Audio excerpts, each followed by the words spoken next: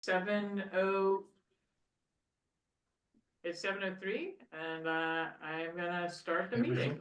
I would like to call the meeting to order. I am Deb Travis, the chair of the Community Board 8 Parks and Recreation Committee.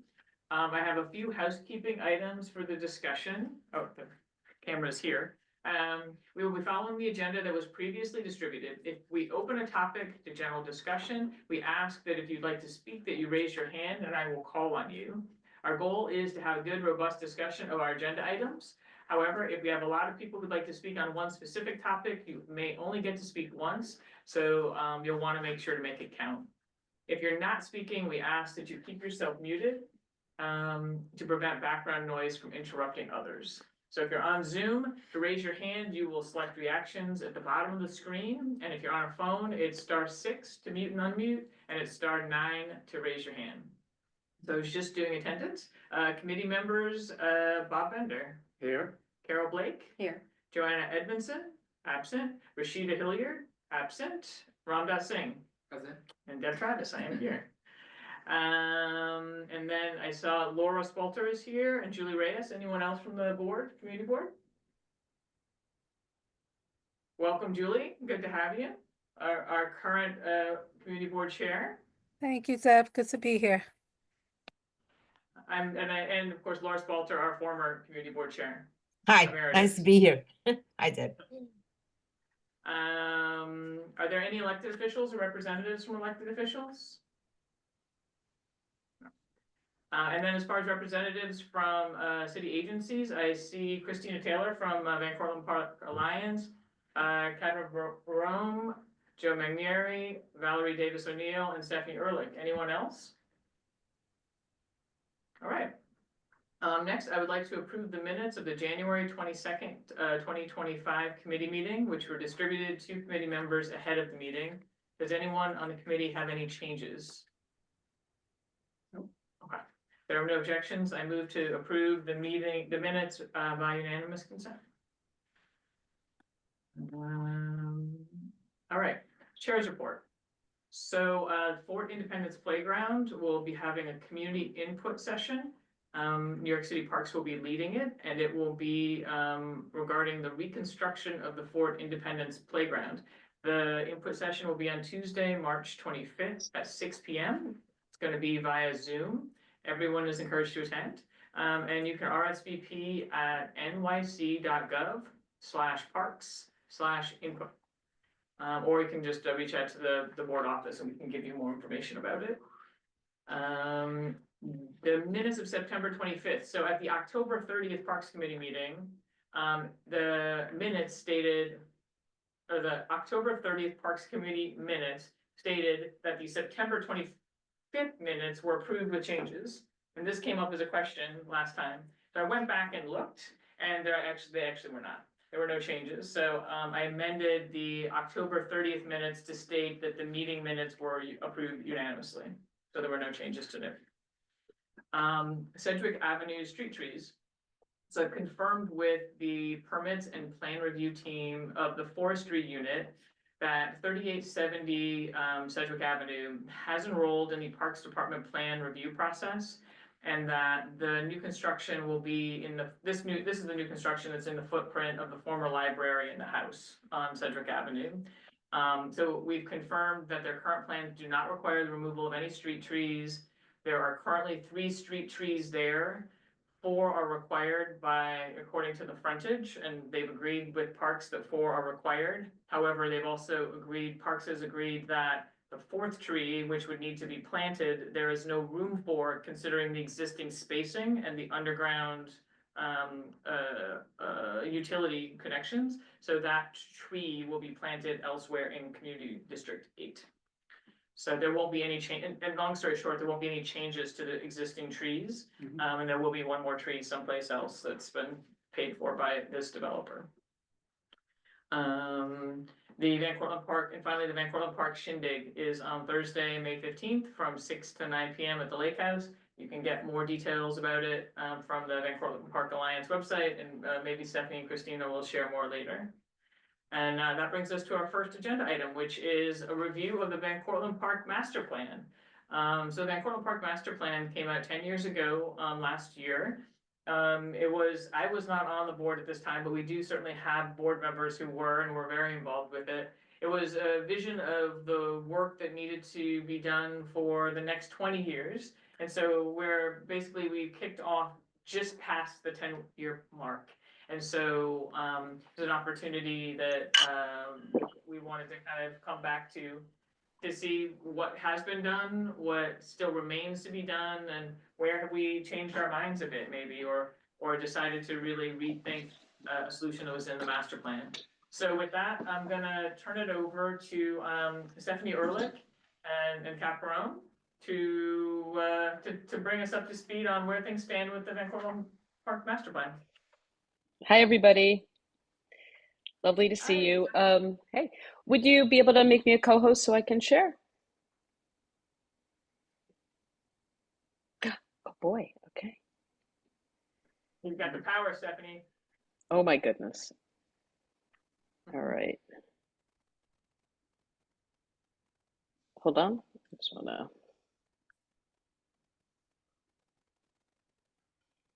share. And here we go. All right, everybody see my screen okay? Yeah. Yeah. Okay.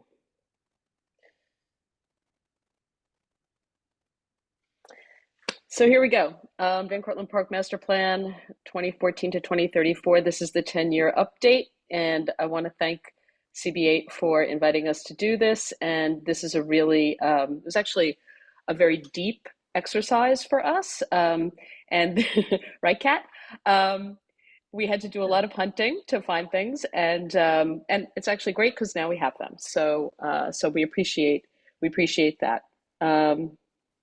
So I just want to show that this is the cover of the master plan from 2014, and if you can see at the very bottom, that's where it's located on the Parks Department website. So for those of you who like to double screen, you can open up the master plan now if you want, or you can we can send this around and then you can have the link to finding the master plan. It is a massive, massive document, so so it's definitely definitely something worth poring over.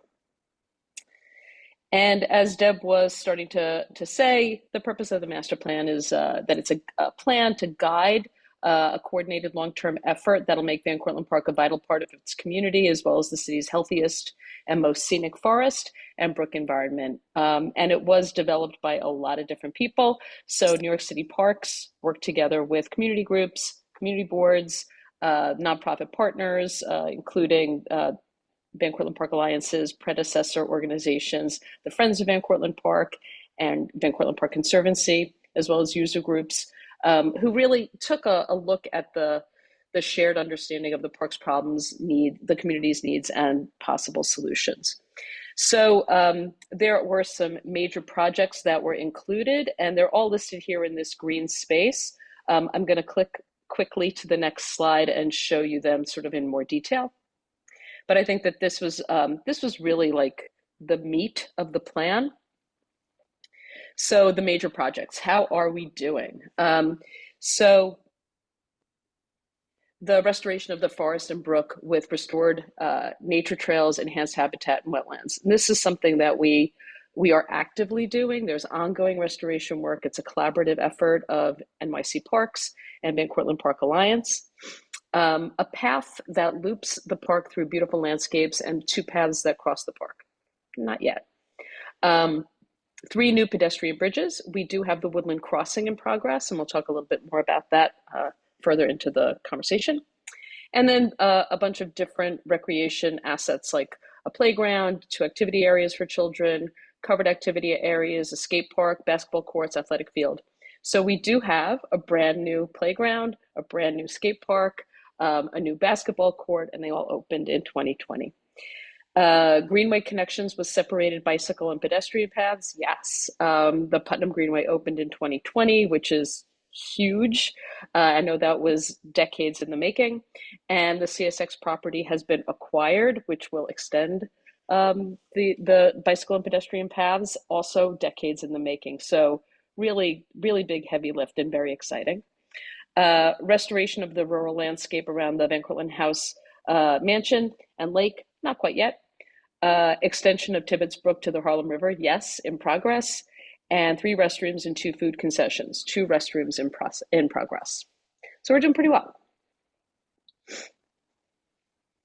Stephanie, real quick, what are the 2? There's one on the parade ground at the north end, and then where's the second one? Is that Woodlawn Playground? Yes. Okay, You're talking about restrooms? yeah. Yeah, it's at the south end of the parade grounds. That's okay. Is it is it the south? No, it's the north end. There's an North existing one end. at the south. The new There's a one. new one coming at the north end. It's just there 24 hours ago. It's not there yet. Yeah. Yeah, it's definitely not. In progress, in progress. It's been, it's funded, it's coming. Okay. And so I would the, use a different restroom in the meantime, but Yeah. it's funded. Good. So. Right. Good. so I would say completed projects, as of February 2025, the 261st Street Quiet Garden. And what I've done over here is I've given the year that the project was completed, how it was funded. So was it capital funding? Was it SOGR, which is state of good repair? That's kind of internal park speak. Was it paid for by the borough, by Bronx Borough? Was it taken care of by Van Cortlandt Park Alliance, or was it other, something like DOT? And then there's a section column, and so that correlates back to the master plan. It's a very, very big document, as I mentioned. So this is a way for, if you wanted to sort of refer back to what, how it's relating to the master plan, you can do that. So the 261st Street Quiet Garden, bike lanes on Broadway. We think 2016, but we could be wrong on that. Children's Garden by the stables, Northwest Playground, Putnam Greenway Phase 1, Oneida Dog Run in Woodlawn, Woodlawn Spray Shower, basketball court in Woodlawn, Indian Field baseball field, CSX property purchased, skate park, basketball court on Broadway, Parks Without Borders, Chandler Pathways, and classic playground adult fitness equipment. So those are, it's pretty great. We got a lot going on here.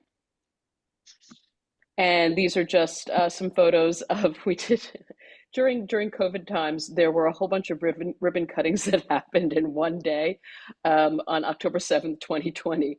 A bunch of us, then Commissioner Rodriguez Rosa, Commissioner Silver, and many of us went around from location to location and cut the ribbon at the Putnam Greenway, which is top left, the skate park, which is top right, Parks Without Borders and a spray shower, bottom right, and then Northwest Playground, bottom left. So Stephanie, I just confirmed it's 2018 for the bike lane. Fix that. Thank you. So again, just big wins, daylighting. That took a lot of time, a lot of work, and a lot of agency attention for that. The purchase of the CSX property also took a lot of time and attention. Very, very big wins. Putnam Greenway open and the extension in progress, super exciting. We have the stadium CPSD study in progress. That's the capital project scoping development study, which also took many years to make happen. So we're really proud of that. Also, there's a Mellon Foundation grant to reimagine the enslaved African burial ground. That's something that VCPA is spearheading. And then transformation of the underutilized area to a thriving outdoor classroom. That's the Children's Garden area over by the stables, also a Van Cortlandt Park Alliance project. And some of the obstacles, I think we're all pretty familiar with the obstacles of the past few years, but certainly COVID paused all capital projects, which, you know, took basically 3 years out of the running for us. So we're all catching up. There have been major electrical issues that impact the park, and those of you who are familiar with Van Cortlandt Golf, Van Cortlandt House Museum, the Nature Center and its restrooms, and our maintenance and operations headquarters on Broadway, you know that we've had electrical issues consistently for the past 3 summers. And so this has been really, really difficult for us. And that's taken a lot of our attention to try and figure out a solution for that. Hurricane Ida caused record damage in the park. And then there's, of course, aging infrastructure, which is increasingly difficult to repair. So we've got current projects and projects in the pipeline. So projects in progress, adding sidewalk at Van Cortlandt Park South and Bailey. Phase 1 is complete.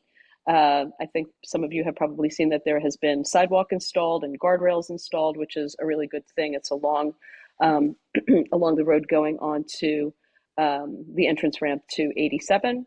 And phase 2 has yet to start. New York State DOT would need to approve the adjusting of geometry of the off ramp, and that has not happened yet. Daylighting Tibbetts Brook, it's funded at 100% designed, and procurement is about to begin. There could be shovels in the ground in 2026. Electrical upgrade, again, you know, we get our electricity for that sector of the park, for the southern sector of the park off of 87. And we are really pleased to say that there has been funding allocated so that we can start to fix that electrical problem. Parade ground restroom is in procurement. That's the one on the north side of the parade ground. And the stadium CPSD study, the study is in progress. It ends in 2025 with recommendations for the building and the fields. Swimming pool restoration, some of you may have seen the news over this past year that there is funding from Governor Hochul. There's no design yet, but there is funding in place. Woodlawn Playground is in procurement. Woodlawn restroom, it's on pause. When they started to get ready to do the work, they found asbestos. So there's asbestos abatement in progress, and that will start as soon as possible. And the stadium track is a state of good repair project that is slated for 2026. Stephanie, just while we're here, can you say a little bit more about, can you go back one slide? The swimming pool restoration. You know, what is being fixed, and will it kind of fix everything?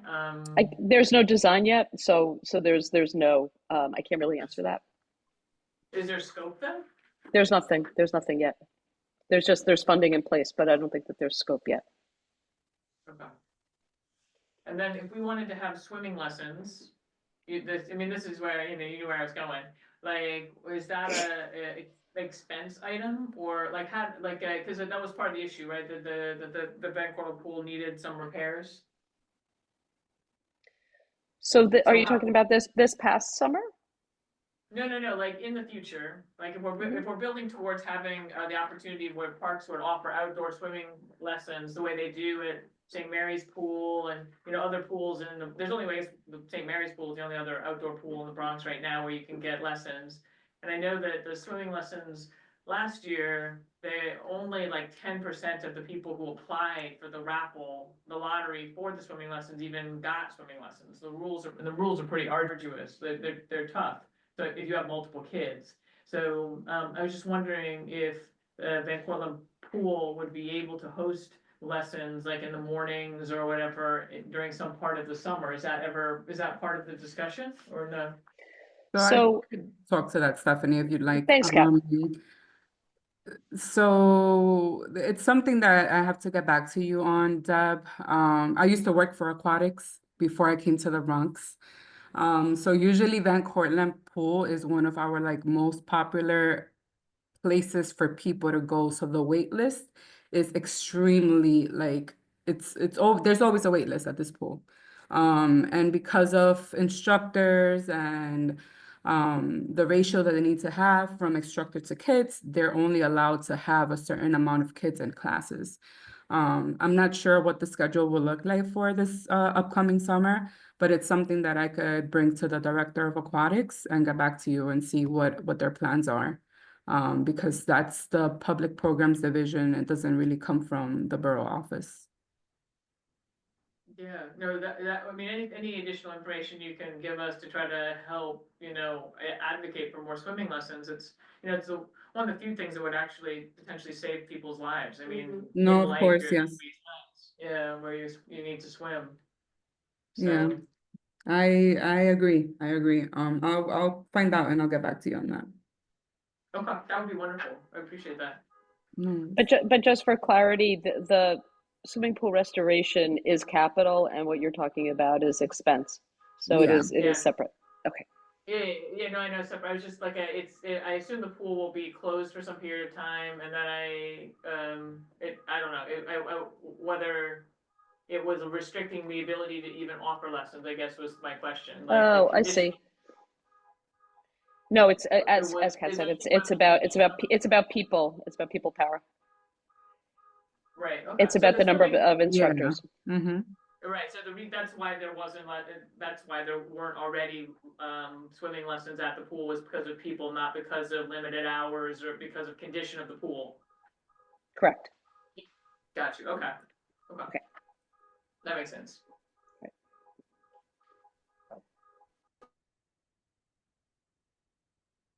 All right, carry on. Stephanie, you're muted.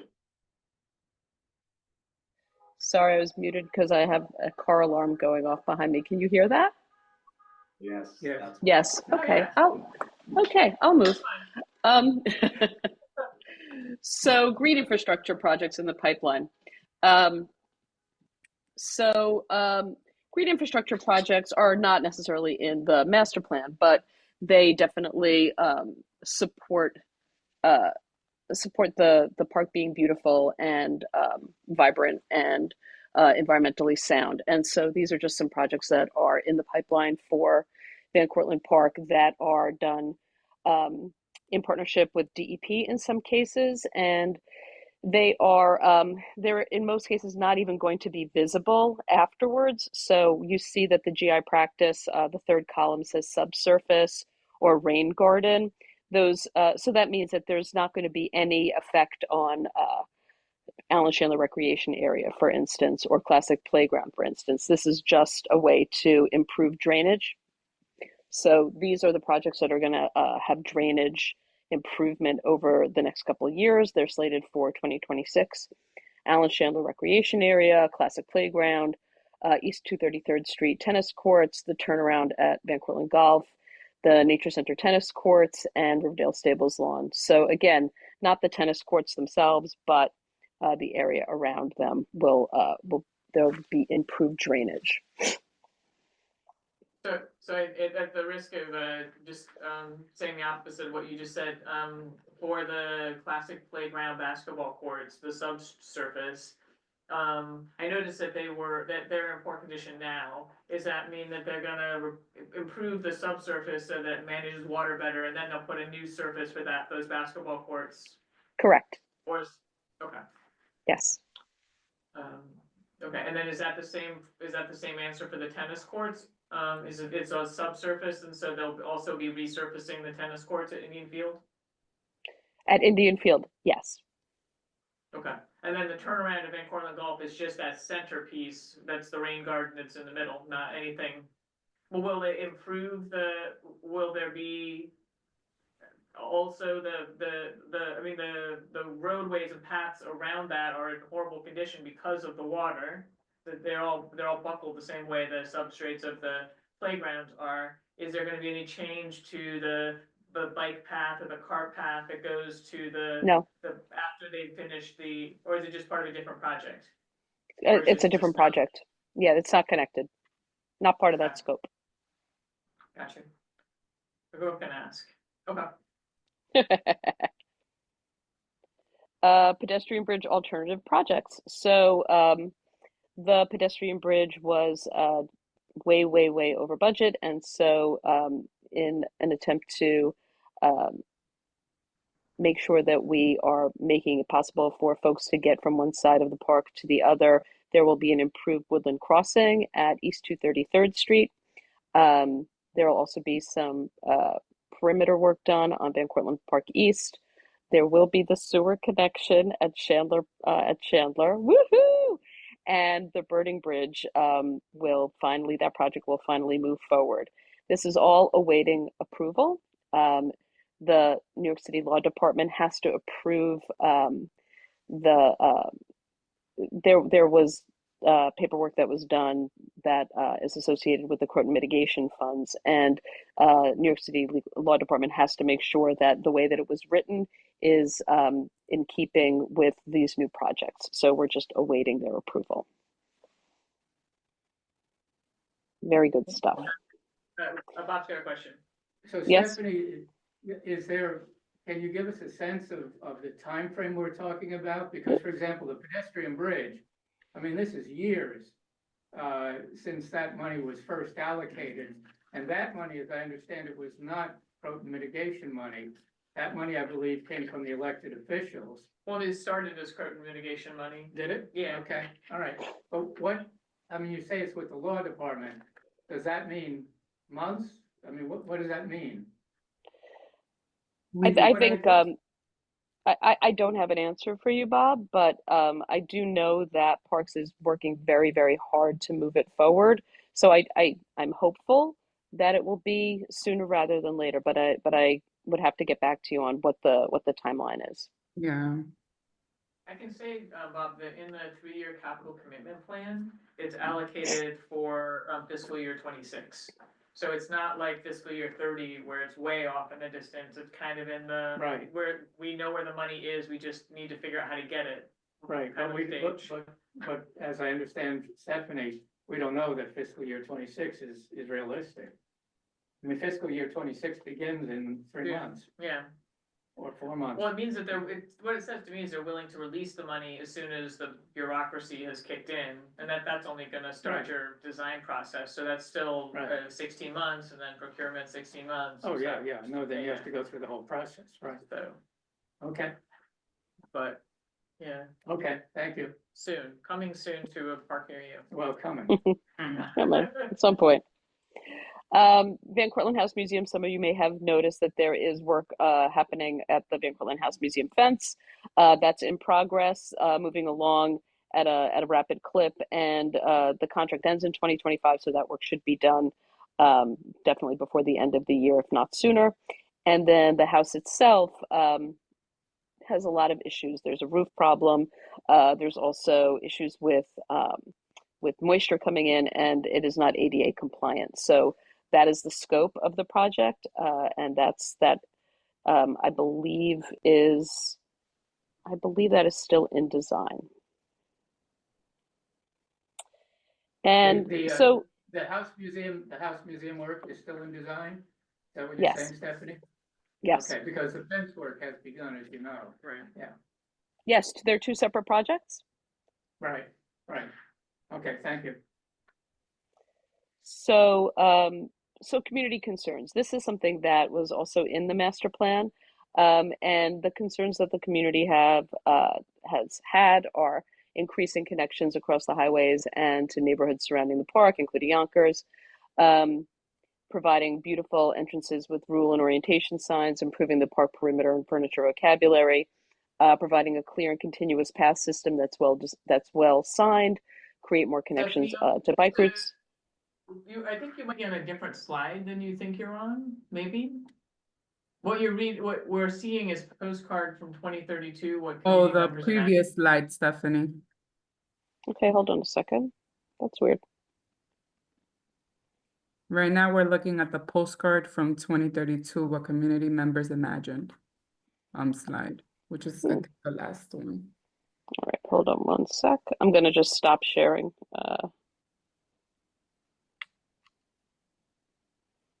Maybe I'm not.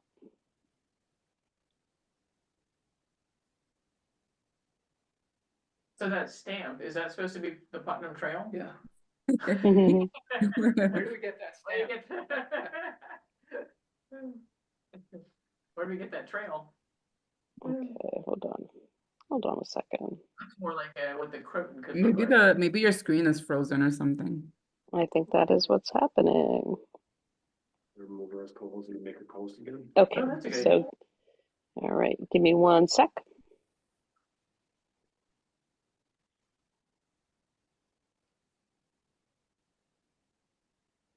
Sorry about that, my screen did freeze.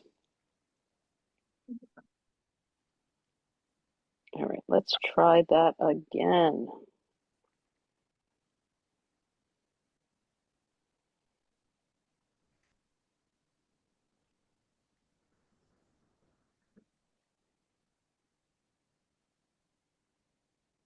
Are we seeing community concerns?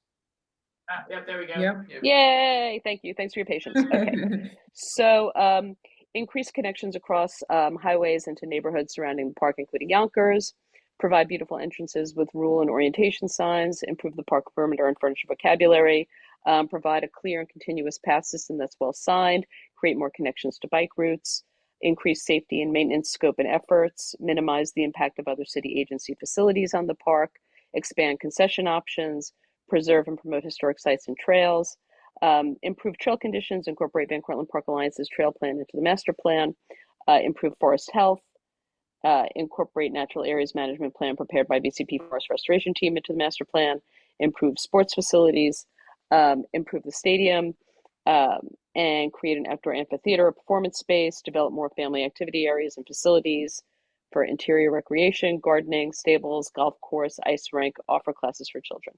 So you see that I've checked some of these because those are like well underway. There are others that are sort of like a little underway. We've certainly improved sports facilities. You know, we've increased the number of basketball courts. We're improving the drainage on basketball courts. We're definitely we're trying to preserve and promote historic sites and trails through our work at the Enslaved African Burial Ground. So there are a lot of things that are in progress. But for sure, you know, improving the stadium because we've got the CPSD study underway, improving forest health and the like because we've got our ongoing efforts with VCPA and the forest management team at Van Cortlandt Park. Those are like for sure things that we have going on and going strong. Did I miss it or the driving range not on here at Mosholu golf course? You know, it's not in it's actually not in the master plan. And so it's not something that I addressed, but that is, you know, that is something that is continuing to be worked on. I stopped by there today. It's coming along, and there is hope that it will be complete soon. Yeah, I was thinking just under additional sports facilities. It's kind of, you've got that, and you've got, it was like a hurling or a curling field up near Woodlawn. Oh, Gaelic football. Yeah. Yeah, Gaelic football. Yeah, you got the Gaelic football field up there, which is new and very nice. So that's like two more additional. I would give you points for athletic facilities. Yeah. And Although I think the I think the Gaelic football field has been there since the 70s though. So but it's really nice now. it is very nice. You got It is capital very renovation, essentially. I mean, it's completely renovated. And then there was a renovation of the cricket fields, yeah? I think that was actually before the master plan. Was that before the master plan? I think that was with Croton funds. I think that was okay. Okay. So I wanted to land on this final slide because I thought it was charming. It's one of the activities that the community took part in while the master planning was happening. And I guess they were dreaming about things that they might see in the park in the future in 2032. So they were supposed to send themselves a postcard from 2032. But I love this one. Hey, folks, spent the day in the park and plan to spend the evening here too. Did a 10-mile trail ride on the Black Horse, then a hot shower and sauna over at the lake house. We'll have dinner at the Cafe in the Woods, a show at the Public Theater, and a dance in the moonlight on the deck. So, so I thought that folks would enjoy that. Nice. Bob, yeah, question. Yeah, I do have a few questions. Stephanie, first of all, thank you, because this was a lot of work. That's obvious from all the detail. And I thank you for all the time and effort you put into the presentation you just did. Notwithstanding what I just said, a couple of questions. What is there any plan for the entrances from Yonkers, Mhm. which, as you know, are just, basically openings in the fence in a couple of places. And I wonder, is there some way to work with some Yonkers group? For example, I remember that Groundworks Mhm. had a plan which we didn't like at all.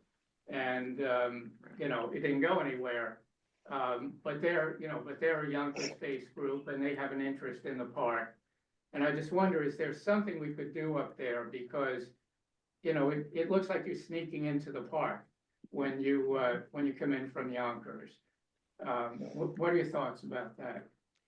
So one of the things that I think is really important now that we've assembled all of this information is for us to look at what we haven't done. And I think, Bob, I think that's really what you were getting at, right? You wanted to see where we've come from, where we're at, Mhm. and where we're going. And so I think that this is going to be a really, really good opportunity for us.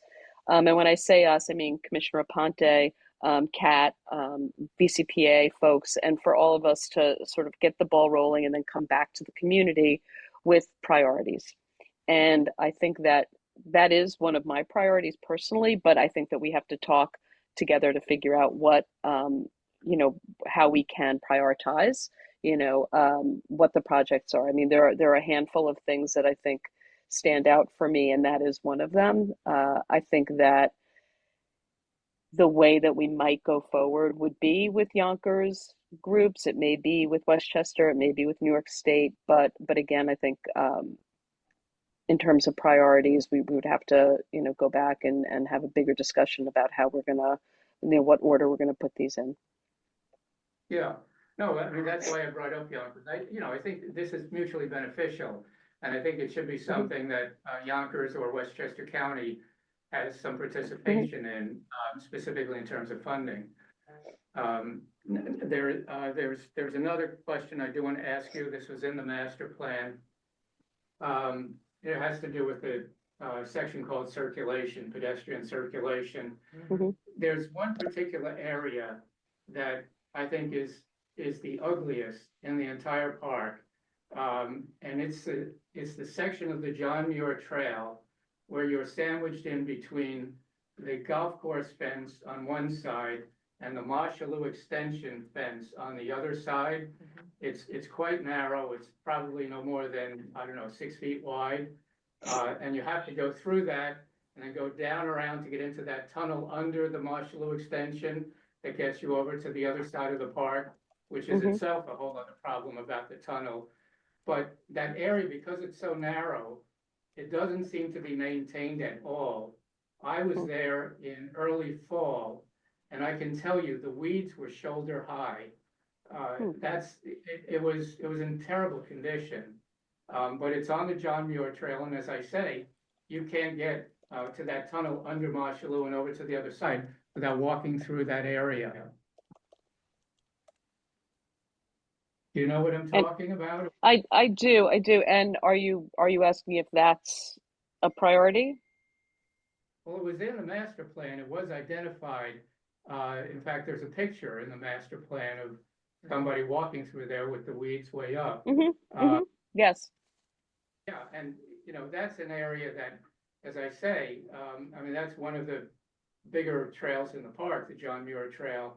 And it's just, it's ugly, it's awful, and you feel like you're walking right alongside the traffic because you are walking right alongside the traffic. Yeah, I would put it even under the heading of like the just fencing.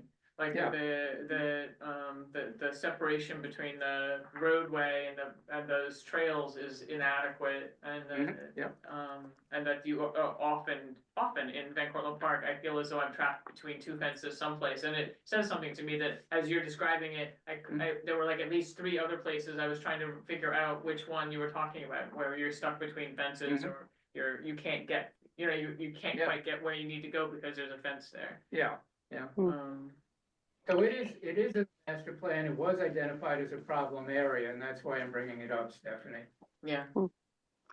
Well, So, golf course heading too, of like having the golf course replace the fencing. Right. So just in terms of maintaining it better, um, we can put some extra eyes on it, and see what we can do to make sure that it doesn't get as terrible. You know, for us, that's a hard time of year because our resources are really directed toward maintaining the cross country course at that time of year. So that's where all of our attention is going. The more staff we have, the more ability we have to maintain other areas. So just in the short term, in terms of maintaining it, that's one thing, and then making it better, making the circulation different, improving it. I just wrote it down to like make sure that it gets on like the priorities list. So Okay, no, that'd be great. You know, maybe there could be some volunteer work in that area as well. I don't know, but I understand. I mean, you have only so many resources and you have to figure out, and obviously the cross-country course is a higher priority and should be. but it's good for me to know that it was particularly bad this year. So that's helpful. We'll try and nip it in the bud this coming year. Mhm. Okay, thanks, Stephanie. Anybody else have questions? Stephanie, what about just general trail maintenance? And I'll go to Laura. I'd like the John Muir Trail has parts that are washed out. Like, I know when we were talking about the pedestrian bridge, there was some discussion that was starting to come together about, connecting that East 230, the Wildland Trail, the wild whatever, to the Croton. And like, or even like constructing some additional trail and trying to kind of decommission some trail and emphasize other trail, and that's a plan too. Just having kind of a plan, like a trail, kind of a park wide, like this is where we think the trails should be. Because often it seems like the trails are, either they've been put in place by people just walking across for, a few hundred times, or there used to be a highway or an off-ramp that goes there, and now here you are, you're standing on this highway off-ramp piece and you don't know where it could be very pretty and kind of private and often the way, but it also feels a little bit like there's no kind of plan to it. It feels like you've gotten into some forgotten part of New York City. So is that also a high priority, like looking kind of holistically at the trails as they are, and where you want to emphasize them and where you want to make sure people are not stepping on sensitive plants and stuff like that? Well, you'll be happy to know that we have a meeting planned with NRG, that's Parks and Natural Resources Group, coming up, and we're going to be closing off some trails so that happens less. And that's happening, I think, next week or the week after. So yes. Okay. Not the cross-country trail. No, not the cross-country trail. Okay. But some of those dead ends that you're talking about. Oh, the equestrian trail? That's a whole other thing. Whole other thing. And then the one last thing is just the Putnam Trail. I know that there's still a lot of controversy because of its success. Essentially, I think that it's a little bit of a victim of its own success. I love it when I'm on my bike, and I don't love it as much when I'm walking. And I do think that the park needs a north-south route that people who are walking can use, that doesn't have so much bicycle traffic on it. And I don't know exactly what that answer is, but I do think that that's something that it can be hard to do. Like, it's hard to go north-south in certain parts of the park. And maybe it's, using other trails somehow, or having better signage, or making things a little bit wider, I don't know. But that it would be nice to have an alternative when I'm walking to the Putnam Trail. Well, there is the old Croton Aqueduct Trail is a north-south trail. Bingo. Yeah. Mhm. Yeah, but I have to say, for me to get to the old Croton Aqueduct Trail, I have to go down a very long, big hill. Mhm. That's also a bike route. Yeah. And it feels even less safe. I mean, part of it, No, I no, will I say, understand. I Yeah. don't think the east side of the park feels safe at all. When I don't feel like I can go into the east side of the park by myself. in the way that I can, I feel comfortable walking over to the lake or around the golf course or whatever if I need to pay attention, but I feel like I can do that. The east side going on the trails off of Gun Hill Road, over approaching Chandler from the south, from Gun Hill or Mosholu. I just don't feel safe walking there by myself. So I agree, yeah. It's less heavily used, for one thing, and that's the main difference. yeah. Yeah. And in a way, I would encourage finding things that draw more people into it, even though you lose that sense of seclusion that's so nice in the northwest forest and in the Mhm. northeast forest. It's nice to feel the quiet, but that down in the southern end, it's not actually, doesn't feel that sense of quiet. It feels much more like you've gone off on your own and you can get mugged very easily. Mhm. So more activity, I think, in that corner would be great. Mhm. Forgive me, I just thought of one more thing. Yeah. Stephanie, there's that, in the southwest corner, but as you're going more towards the Deegan, there's that, big paved area, that I think at one point Bike New York was using it for Mhm. bicycle lessons. Mhm. Is that still going on? Because that's a huge, well, it's a large area that's completely paved. Is it being used for bike lessons? Or something else? Occasionally, it is used occasionally for bike lessons there. We call that the MPPA, the multipurpose play area. So yes, it is, and it is also part of the scope of the stadium CPSD study. So the study is looking at the whole area, not just the building, but the whole. It's actually like a 21 acre bit of land, and so it would include that area, the MPPA, the baseball field, the softball field, the playground, the skate park, the all the way to Broadway is what the stadium study is looking at. So in the short term, yes, that's how it's being used, but in the future, it may all be reconfigured in some way. Yeah, I mean, it seems like a large area to be used only infrequently. It seems Hmm. like there could be a better way to use it. Okay, all right, good. Yep. Laura, you've been very patient. Oh, hi. So, first, regarding the postcards from 1932 or the comments, I Yeah. would like to add, I hope we have a pep station by 1932. That'd be nice. Yes. Um, you mentioned dead end trails being changed. What about the equestrian trail? That's one of my favorites to walk on. It is a dead end, but it's a very nice flat. Is that going to be changed at all? I don't think so.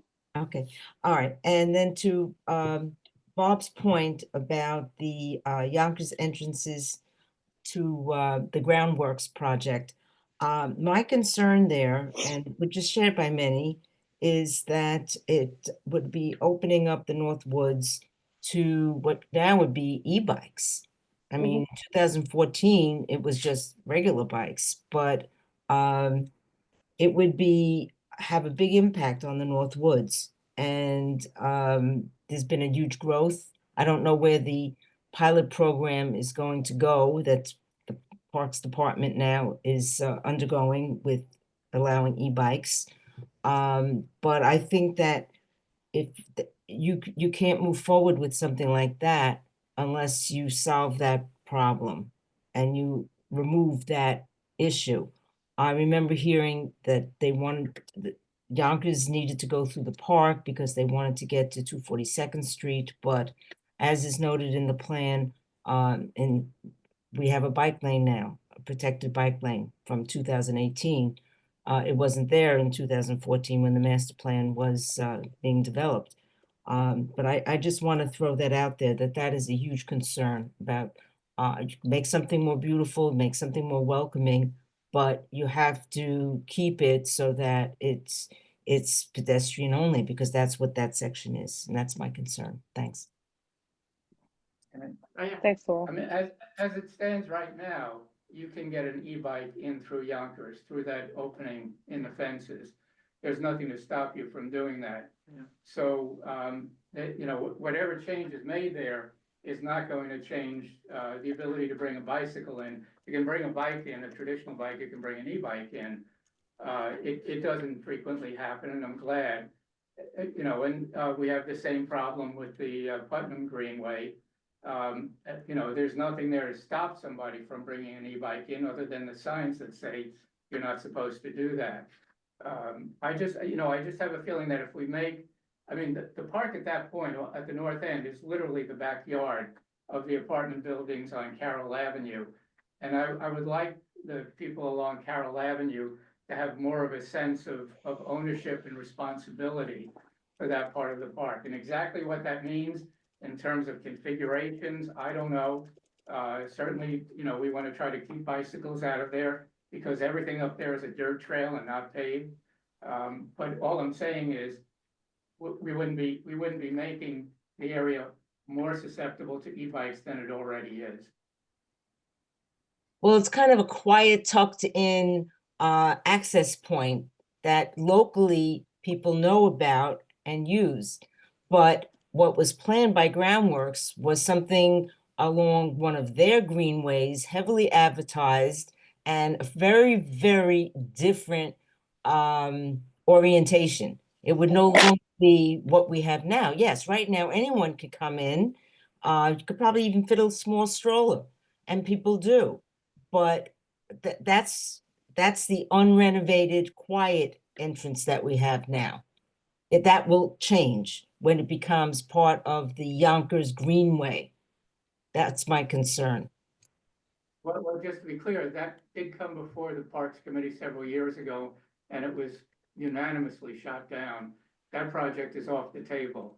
I'm sorry, what So project? Maybe I'm confused, Bob. the Groundworks, when Groundworks wanted to come in through Van Cortlandt Park from Yonkers to go down to 242nd Street, and that proposal was met with universal opposition. That proposal's not on the table. Nobody is seriously pursuing that. I wasn't aware of that. The last time there was a meeting 2 years ago, they were presenting, so I'm happy to hear that. I was not aware of that. Thanks. Yeah, I think this is really a separate thing of just like improving the fencing and giving and maybe even formalizing it so that it's harder to bring bikes and motorcycles and stuff in because you have to go, you know, they have to do those chicanes or whatever to get through. But you know, actually making it look like they're not sneaking in. I really did think that because that's what was in the original, that the Groundworks project, the Yonkers project was something that was under consideration. So I didn't know that. Thank you. Anything else, Laura? No, this is very impressive.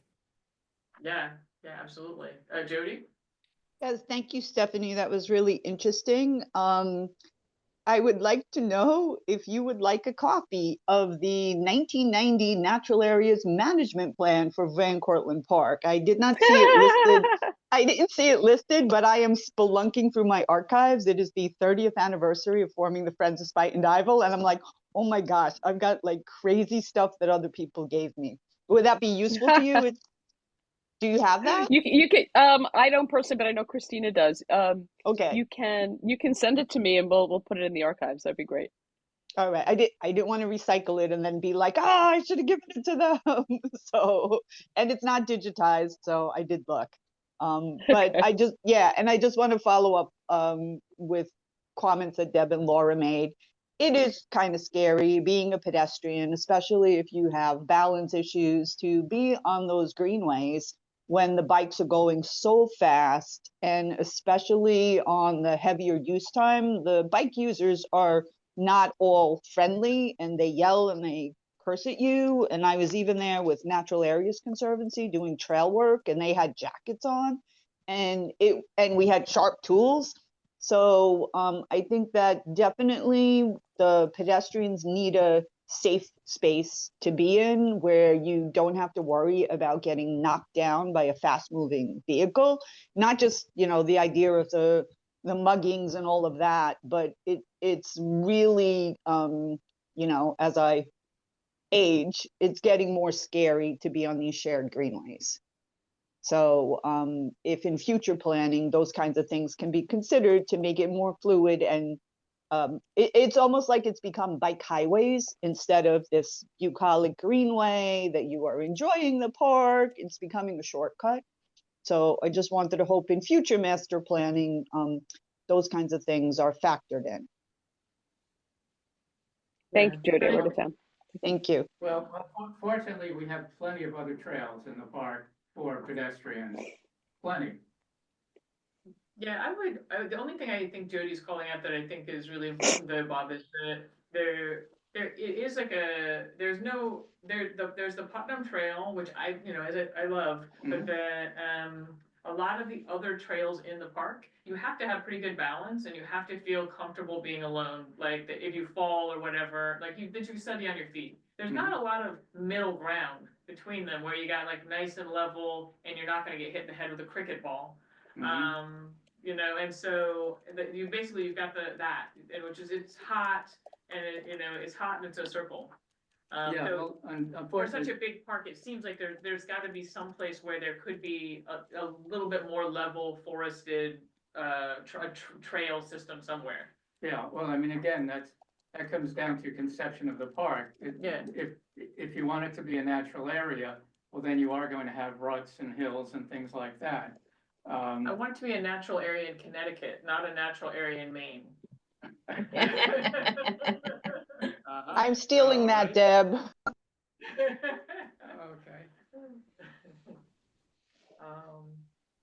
Okay, well, wonderful. Anything else? Well, so Stephanie, I do want to thank both you and Kat for all the work that went into this. I mean, I know that you both have day jobs and that this was not just a small assignment, but I'm really glad that you can use it too. Because I think it's going to be a good document just going forward to say, okay, what are the other opportunities? How much do we want to put on that land bridge over the Mosholu extension or whatever? So thank you for assembling the document. I look forward to getting the presentation. If you could send it to the board. I'll send that office, over to you. We'll include it in the minutes so we can distribute it to everybody. I think it would be actually helpful to include it on our webpage with the master document itself to include the update. Sure. That way people will have access to both of them. And thank you again, both of you, for coming out tonight and giving us such a detailed and thorough presentation.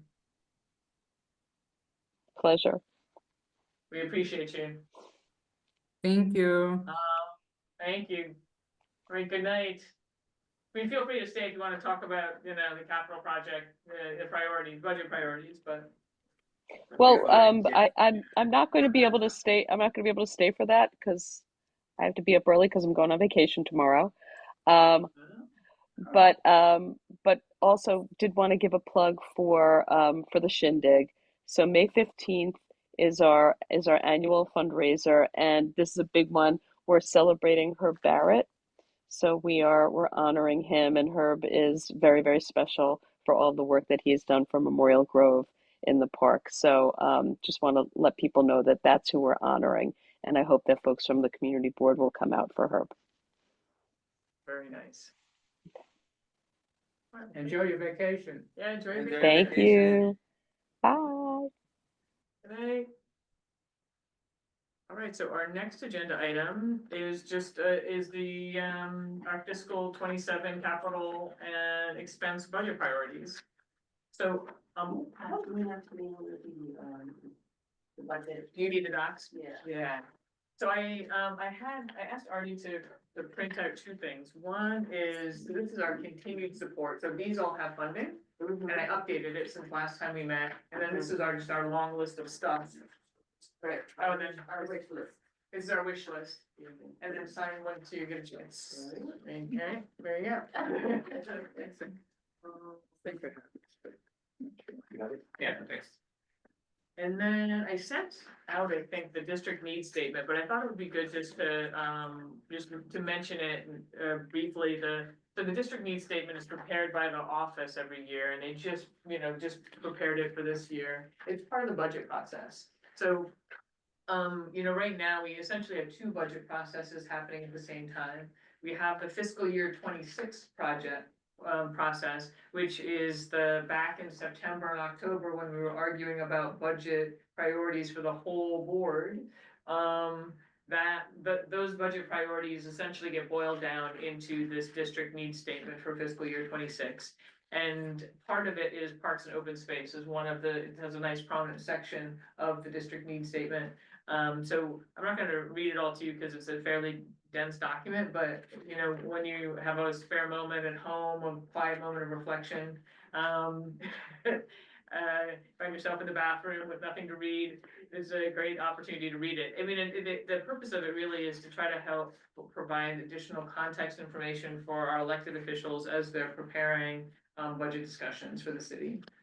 And so, I just want to call out in the parks and open space section.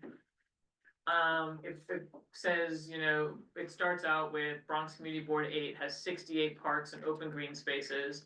Our district has the most step streets also in New York City. Our residents deeply value and heavily use our parks and playgrounds. There's a lack of maintenance and an increased need for parks enforcement patrol officers to enforce park rules. This remains a serious concern for both park users and neighbors who live near the parks. Then it mentions the heavily used 26 step streets require regular maintenance to ensure safety for pedestrians. That's part of the TNT budget priorities. One of our top expense budget priorities for Bronx Community Board 8 is additional parks enforcement officers to monitor our parks. Our community desperately needs PEP officers to properly enforce the rules and regulations of city parks, enforce no use of motorized bikes, scooters, etc. on the recently paved Putnam Greenway, increased illegal barbecues and parties. And in addition to enforcing our local parks our local parks require parks equipment, such as a new garbage truck, crew cab pickup, John Deere tractor with cutting unit, mini packer, and John Deere Gator for Van Cortlandt Park.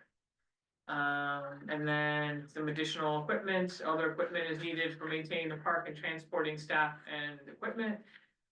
We request additional lighting along the Jerome Park Reservoir for pedestrian safety and to help deter illegal dumping. And we advocate for redesign and reconstruction of Bailey Playground. For years, we've advocated for the daylighting of Tibbetts Brook. We are asking for continued maintenance and operating funds to preserve the daylighting project in Van Cortlandt Park and along the Putnam Greenway. We continue to advocate for additional funding to reconstruct and update Old Fort Ward Park and Washington's Walk. And one of our community institutions, Kingsbridge Historical Society, resides in a landmark building in a former church, the Edge Hill Church of Spuyten Duyvil. This building is in urgent need of roof repairs to fix leaks. And so those were the kind of the things. There was a little bit of a mishmash of some things that were from our committee list. But mostly, if you look at our top 5 things, they're all kind of referenced here. You've got Bailey Playground, Old Fort 4, the equipment for the maintenance, and what was the other one? I'm blanking. Old Fort 4, the Jerome Park Reservoir lighting, Bailey Playground. Maybe it's Capitol, the Marble Hill Playground, Oh, the the lighting. lighting at Marble Marble Hill. Hill Playground lighting, okay, yeah. So the things, so I say this because this list that we're gonna make of 5 capital and 5 expense will also get summarized and put into the district needs statement for fiscal year 27. So that's where we're headed. So we can go do this a couple of ways. I was imagining that we could just simply, you know, start building a new list from scratch based on, you know, if people have things they really feel strongly about. I like the list we had from last year, so I'm open. Like, I think Bailey Playground, I'll put on our list, I think Bailey Playground should be at the top. Want to share screen, and I can start to add, if people have other things they want to add to the list, I can just go and do that. Let me just share my screen real quick. Am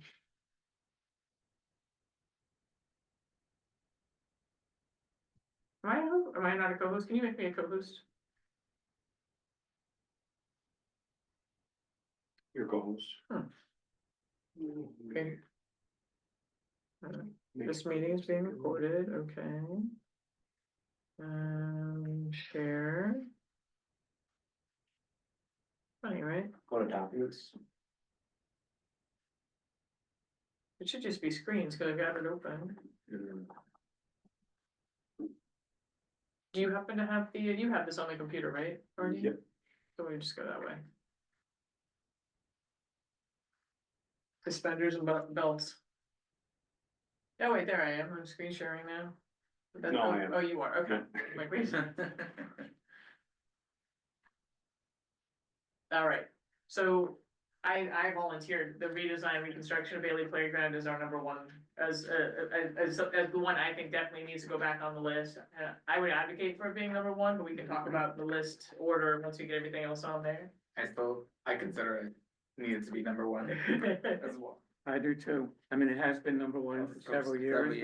Even not on only- the entire list. Several of- years, That's for right. many years. And nothing has been done. It's a lot of money, and that's been our challenge, but, So what are the chances it's gonna get done this year? Are we gonna just kind of move it on to the next year again and again and again, or? Cause it's like, No, you raise a good point. I think we really need to, I always thought it was right at the intersection of the two council districts. I'm not so sure it is. I think it's, I think Eric's district goes farther to the east than I thought it did. But yeah, we've somehow got to bring more attention to this situation because it's a truly ugly playground. It's in an area that's underserved. And it's very well used. absolutely, yeah, it's very very, well used. yeah, and it's very well used and it's shameful that year after year, That's it the just word. keeps going like this. That's the word. Yeah. And I think really of all of the playgrounds in our district, it is in the worst condition. I agree. It floods. Maybe what we need to do is we really need to organize some sort of public event. Yeah, Get News 12 there, get, the press there. And, and really make a big deal out of it. what is the city council saying? What is it? Well, the first thing to remember is that, the Parks Department has no capital budget. All the money comes from the elected officials. Right, It is a lot of money. It's more money than any single council member gets, in terms of discretionary funding. mhm, And I don't know the process beyond that point. Yeah, I think that's been the challenge, is it's not the kind of thing that like any one council member can just allocate. mhm. Right. Just, even if they gave all of their funding, Mhm. and so it seems like it needs some, like a state money. And I mean, we were trying to advocate for a while when I was on ENS of like, can we use DEP, would DEP be interested in doing, cause DEP does like containment basins below some playgrounds and stuff as as a green project, like part of what they call blue, they're called blue something. So they're doing like some experiments for that in Queens, but they've been hesitant to get involved in the Bronx because we have this high water table, and so they don't think of the stones is, you go down, you hit stone pretty fast, and so they were not interested in really getting involved with doing something like that there at 2 years ago. But it almost feels like it needs to be some sort of multi-purpose renovation to get everything that's needed. One thing that's occurring to me right now, Deb, is I don't know, the Bronx Parks Commissioner is relatively new. I mean, I don't know, well, like 2 Victoria years. Ponte? Yeah. Well, she's been in parks for a very long time, but hasn't been a commissioner for. Well, that's what I mean, Yeah. as a Bronx Commissioner. I don't know whether she's personally familiar with the Bailey Playground. Right. And, maybe one thing we could do is bring her up there. Maybe get Councilman Dinowitz or somebody from his office to be there at the same time. We have had requests in the past, there is a family shelter, I think it's still there on Broadway and like 234th. Right in front of the Stop and Shop. Yeah. It's still there, just like Yeah, Lisa. it's still there. And at one point, they complained about the playground, maybe we could get somebody from the shelter. And first do it, quietly and see what we can do. Right. And, if they say, geez, this is wonderful, but, we don't have the resources, then we go to Plan B, which is make this loud and visible and public. Right. I think the park falls under 14. Pierina Sanchez is Are you district. sure? I Yeah, thought it was in. so Bailey Duluth. Avenue is all in 14. I think And this is I think it's Dinowitz's. No, it's right, it's this corner, isn't it right here? No, 234th and Valley. It's 234th and Bailey, I thought it's on the wrong side of the street to be in Sanchez, but it's like that close. gotcha. Yeah, which means that it's used by people from both. Heard- Yeah, heard there it. is. Hi, it's Kat. It is Dinowitz. And I just wanted to share also that Commissioner Aponte is very aware of, she's been to this playground. She Yeah. understands it's also one of our priorities. We just need the funding. So And what would you recommend we do? maybe have it be like a Bronx delegation type project, you know, the BP, the Senate, Assembly. Because you're right, it is a lot for one council member to be able to fund. Have you guys brought it up to Councilmember Dinowitz? Yeah, Oh, yeah. Yeah. He's aware of it. he's Yeah. very aware of it, yeah, and Assembly Member Dinowitz as well, they're aware of it, but it's been prohibitive. Yeah, But maybe also the BP's office, or is it Yeah, in Jackson's district? definitely. Yeah, Okay. okay. Good. Oh, okay, I see Jody's got her hand up. Jody, do you have something you want to say about Bailey Playground? Yeah, I was wondering if, I think when I looked at the fiscal year, it said that Parks agrees with this, but there's no funding. Yeah. Would it help to break it up into two pieces to reconstruct the play equipment, safety surfacing and fencing, and then the incorporating Tibbetts Tail as a future project? The thing is that, believe it or not, when we phase out projects, they tend to come out a lot more expensive. Yes. Yes, that's So, like the you know- smaller, the smaller things always cost twice as much. Yeah, and we try to stay away from phasing out projects because of that, because it ends up disrupting more and costing a lot more too. Right. Well, and my understanding too was that part of what's driving the expense of it is underground. Is all of the work that needs to be done on the All the sewer drainage, underneath yeah. drainage, Yeah, yeah. and so it's hard to do. And you can't phase out drainage. You really need to tear up everything and do the drainage correctly, and then resurface it. And then when you're, Mhm. you know, Right. Well, I mean, it should be torn up anyway because the entire area is paved. yeah, I mean, it's a playground that, as I've said many times, it doesn't look like a park, it looks like a parking lot. right. Right. It's ugly. When was this, I'm sorry to interrupt you, when was this park actually, done? When did he actually create it? When was it created? What year? Oh, geez, goes way back. And it I has not been couldn't tell you. updated? Yeah, it There've goes been way like back. minor repairs, but it's Mhm. like nothing. But isn't there like a concern? I mean, children are playing. Yes, Like, Yeah. where's the safety level? the other parks have been, Yeah. updated and. Right. Oh, and there's Oh, just a whole lot of wasted space. There's, there are some benches and there's all this big asphalt area that serves no purpose whatsoever. You go through it to get to the play area or to get to the basketball court. But it's empty space sitting there that could be used much better. Yeah, For the children. Yeah, I think the top priority may be the safety level at this point if it's getting Good point. neglected, because children do play in there. Like, when I'm driving by, oh, it's very busy. yeah, well, they do. I mean, the Parks Department does replace the rubber matting when it gets to be in poor condition and starts to tear and that sort of thing. That's basically maintenance. But we're talking about a complete overhaul of the Yeah. whole area. So I just looked it up on the parks website, and it says in 1997, $170,000 renovation was funded by Councilmember June Iceland. Oh, yeah, I was struck by the fact that you could do a renovation for $170,000 in 1997. Wow. Right.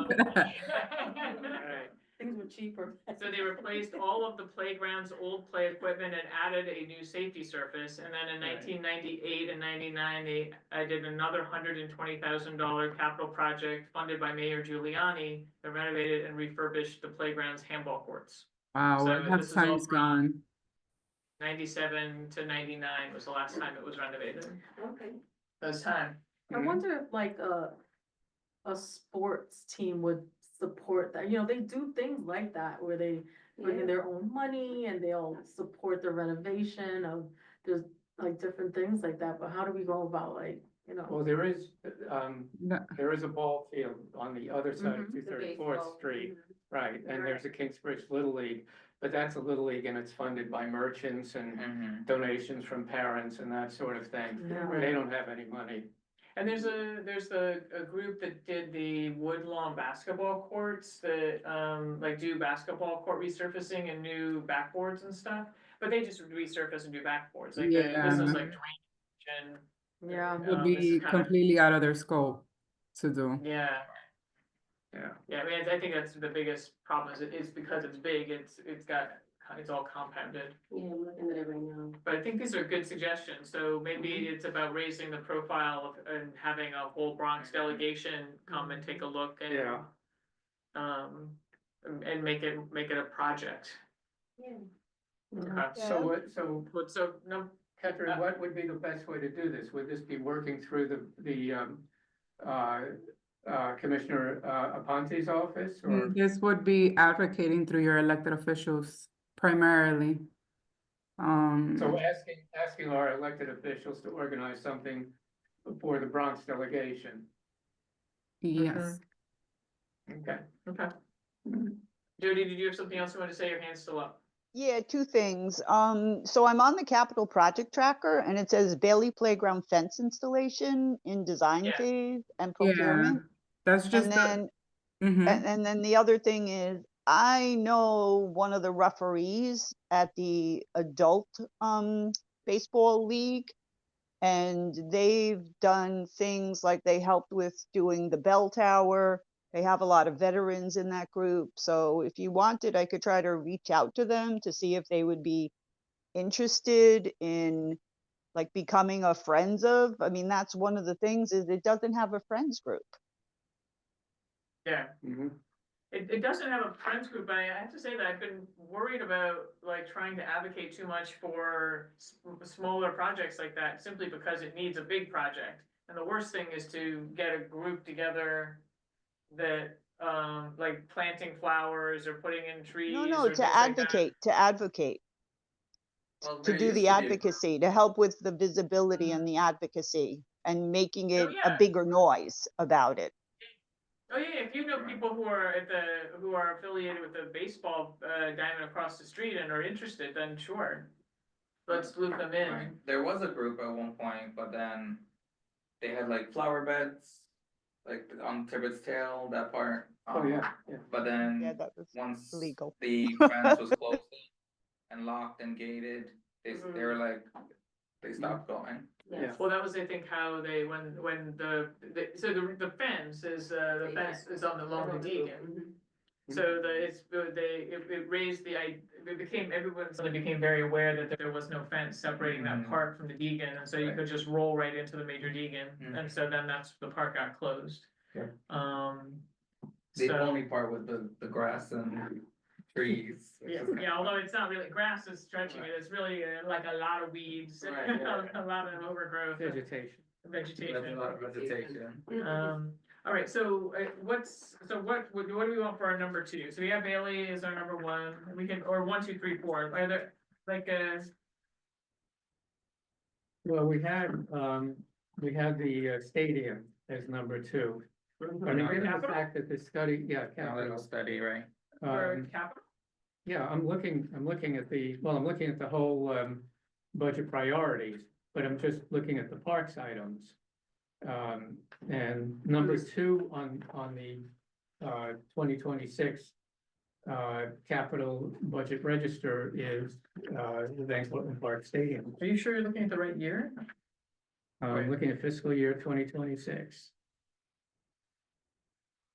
Oh, yeah, So- well, that's See? funded, so we don't have to. Right, that's what I'm saying, so Yeah. that study is underway, and something's going to be done there, but, you know, why don't we wait and see what they come up with? Right, Since the study's supposed to be ready next year, well, this year. yeah, I mean, I don't think that wasn't our number 2 priority though either. I don't remember it as our number 2 either. Our number so- 2 was the reconstruction of Old Fort Worth Park, Mhm. and then Marble Hill Playground lighting, and Lower Brust Park staircase, and then, equipment for litter collection. Those were our top ones. Okay, Did we, None of what was those the, got- what was the agency response to the Brush Park one? Is it just they They didn't have, supported it, no- and they no didn't have funding? funding. Yeah, there wasn't anything that had a different that's answer right, than that. that's, I mean, consistently for years, right, that's Yeah. always been, every now and then they'll say a particular project needs further study. right. But that's the only alternative there is to, yeah, great idea, where's the money? Yeah. Right. Yeah, I mean, had, my mother-in-law was staying at, Methodist Nursing Home next to Bruss Park, over the winter. And I started to appreciate how much that park is used by the nursing home, for rehabilitation and just getting people out of, just to go on little walks or getting out, or getting them Mhm. into the outdoors. And that, made me really think about, gave me pause knowing the condition of the staircase. Because even for an able-bodied person, it's tricky. Yeah, So, you know, I'm open to thinking about moving that Bruss Park up to try to make this. Yeah, it's just like the more friendly. railing needs to be replaced, it's just like. well, and some of the steps it's are like broken, crumbling, right? they're stone steps. I and use they're- that stairwell like once a Yeah. week, or probably like once a week more than Mhm. that on a regular basis. Yeah. Mhm. Yeah. Are we agreed we wanna add it to, keep it on the list? Oh, sure. So, yeah. Yeah, Okay. I would say so. How many are we gonna have on the list, like 5 to 7? We're gonna end up with 5. David will not let me have more than 5, That's I'm right. sure.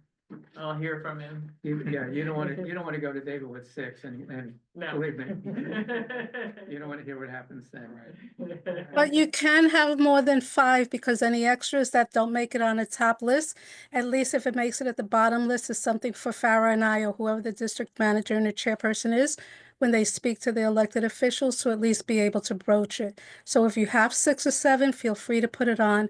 Just your top 5 will probably make it. The other at least could be on the list at the bottom. Right, we have our long list, Okay. so Mhm. we can always edit our long list too to remove things. All right, so we've got the Lower Bruss Park staircase.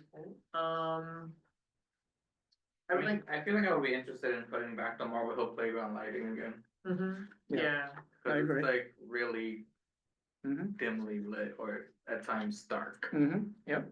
yeah. Is that the same one for the stadium? Mm-mm. No, this I'm saying that stadium also has poor lighting there too.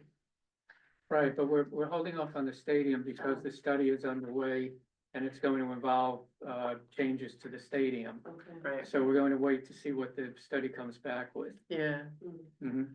cause I imagine it's very likely they'll be adding, like additional lighting will be part of that capital plan, cause it definitely came up in the community input session, people were repeatedly talking about the Concerns. safety concerns, Mhm. yeah. And don't ever use the restroom in the stadium. Yeah, I know. Yes, we use them. If you have to run into the woods, do it. Don't use the Really, Rosemary restroom. McGinty told me that was like the most amazing restroom in the city. Really? No. The- Amazing in what sense? The original architecture, she's like, you have to go into the bathroom. Well, go down and look. Go down and look, but then get out of it. And so I have a question about Washington's Walk. Mhm. Can you remind, like, that whole, I'm trying to visualize it back in my head. It's not ADA accessible from like. the whole- Washington's Walk? Yeah, It's more ADA accessible to Bruss Park, but that's not saying much. right. I was like, yeah, that's not saying much. So Washington's Block is the 3 parks that are at the very southern end of Jerome Park Reservoir. And then Fort 4 is on the other side of Sedgwick. Is Washington's Walk the middle one? I mean, so this is to take a step back. Mhm. According to the Parks Department, Washington's Walk is all four. Mhm. And then Fort Four is a subsection of Washington's Okay. Walk. But locally, nobody really thinks of it that way, as far as I can tell. It's a split where Webb starts. Right, yeah. Mhm. So in my head, I don't think of it, the whole thing as Washington's Walk either, I think of it as like. Three separate little three parts. separate there's different a- parts. yeah, yeah. Right, Everybody regards it that way, except for the Parks Department. Right, Yeah. who thinks of it as one big One big park. park, right, Yeah. yeah. okay. But isn't there some renovation already going on with Washington's Walk? So there's a renovation going on in Fort Four. Right, And so Fort Four has, the new bathroom, Mhm. restroom, right. that is supposed to open this summer. They just got a new playground, right? No, they got new basketball courts. And I think trees. And they got backboards and as part of the basketball and the backboards, Yeah. they got new trees and benches directly adjacent and around the basketball courts. So that looks great. So now the spray shower is broken and like there's like new stuff here and new stuff here, but the spray shower that's kind of broken, that's Mhm. broken and is got little cones around it. And then you've got the playground equipment from 1990, whatever. I could go look and see when that, I'm sure it's about the same vintage as Bailey Playground. So the playground equipment is still old and it seems like it's a couple of generations of it. And then you've got the green area, which it's actually fun to read the description of it online because Fort Four had some sort of innovative green area. That was like a little, from what I remember, it was like a little doggy park type of thing where people would put their dogs in there, but that's like the only. Where in the little, you mean where the restroom is now? Yeah, The restroom became the dog run when it was gone, you know what I mean, like the restroom burned down. And then it was a little informal fenced area where the restroom used to be and then now is coming back. And that was the dog run. right. But so now there's no dog run because the Right. restroom has taken that spot back. Mm-hmm. And so I don't, there's this little green area that is at the Really south- little. at the I'm north like trying end, to so a think little of it. triangle, Yeah. because they, Literally, You have to you're go down trying. Fort Independence for the dog run. you have to go to Right, Fort right, Independence for the dog run. Yeah, I was just trying to find the history, cause it does have a history when it was last renovated, so, old Fort Four, Fort Four was the playground. mm-hmm, yeah. yeah. Old Fort Yeah, Oh, yeah, so, the Fort Four was also renovated in 1998. New safety surfacing and asphalt, remodeled playground Mhm. equipment, and a new community garden. So that part that's at the northern end where it's kind of elevated was a community garden. Oh, okay, now I know where, it's kind of like the entrance, that's, The little point comes to a point. right, yeah. So a major feature of the facility, and this is the part I love, is a piece of playground equipment with a music wall and a variety of overhead ladders, loops, bridges, and slides. I have no idea where that is. That's at the other end. And that's, Is it a music wall? what wall? Says there's a music wall someplace in there.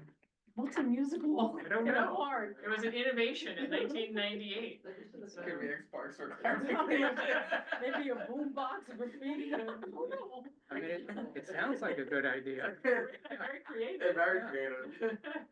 Yeah, I know that park well, I mean, I grew up there, I went to Our Lady of Angels across, that was Yeah. our park, I'm really trying to think, I know like when you enter it to the left, there is, like a little There's a bit, little playground, there's swings there. there's swings, but then above that, where you step down into the park to the, left, there's There's Like, a a little bit little of kiddie playground. greenery there. That's where the green space I'm thinking of, that's the only music, yeah. And then once you walk in and now you walk into the back, that's where the, like the smaller kids would play. Right, when you go to the back, but if you Yes. come off of, if you walk in the main entrance and To then you. Webb, where Webb From is. Webb, yeah, Mhm. if you go from Webb and you walk in, and To to the the, if you right. go to the right, Yes. around the basketball courts, and then you get into that main thoroughfare that goes to the grocery store. Mhm. On the other side of that is, I think, where the green area was, cause that's, Oh, it's, I mean, that's that's. the, kind of these there. elevated cement enclosures with kind of elevated grass, so it's green, but you can't sit on it, cause it's too high. Yeah, Yeah, so, are they planning on doing it like that area, is that still so that's considered Fort what, Four? so that's what this is, so that's Fort Four. That other piece is All still of that is considered? Fort Four. It's all one park. That part is all one I park, remember when that was just mud. so, Yeah. yeah. So that's the reconstruction of Fort Park, including replacing the existing playground equipment, the spray area, the benches and the fencing, and then repairing the stone wall, because the stone wall is also badly damaged. It's kind of set up so it's like stone with pipe, two pieces of pipe that run Mhm. between it, but the pipe is broken in most places. And that's along Sedgwick, on the Sedgwick side. And then updating the green space and improving the lighting for the basketball courts, which is something that Theory 9 asked for. And they have current capital happening. Is Kat there? Kat, can you answer a question about, like, with Fort 4, there's already several big capital projects. Does that make it less likely to be even considered for the additional work that's needed there? No, you mean like regarding the basketball courts and the bathroom and stuff, and I know the swing area was like recently done. No, it's not, it doesn't, it's, it's the playground itself would be, capital reconstruction. Yeah, So it doesn't make Yeah. it less likely, it actually, I guess, helps out because it's just that portion. The basketball court was a capital project, but it was a capital project through our citywide services, which is a little different. It's basically replacement in kind. It wasn't like like something we would have to do in Bailey. So it was a Right. lot less expensive than a normal basketball court would be.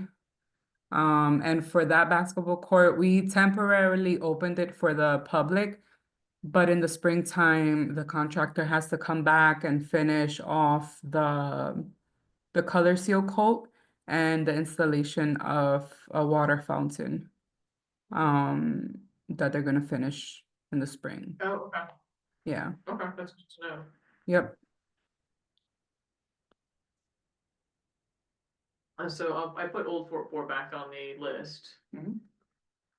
And I think there's more that's probably gonna have to happen at that park, just because it's hot during the summer, not like hot weather, it is jumping with the parties and, Sweet 16s being so loud that I can hear it 2 blocks up, like, it's Mhm. crazy.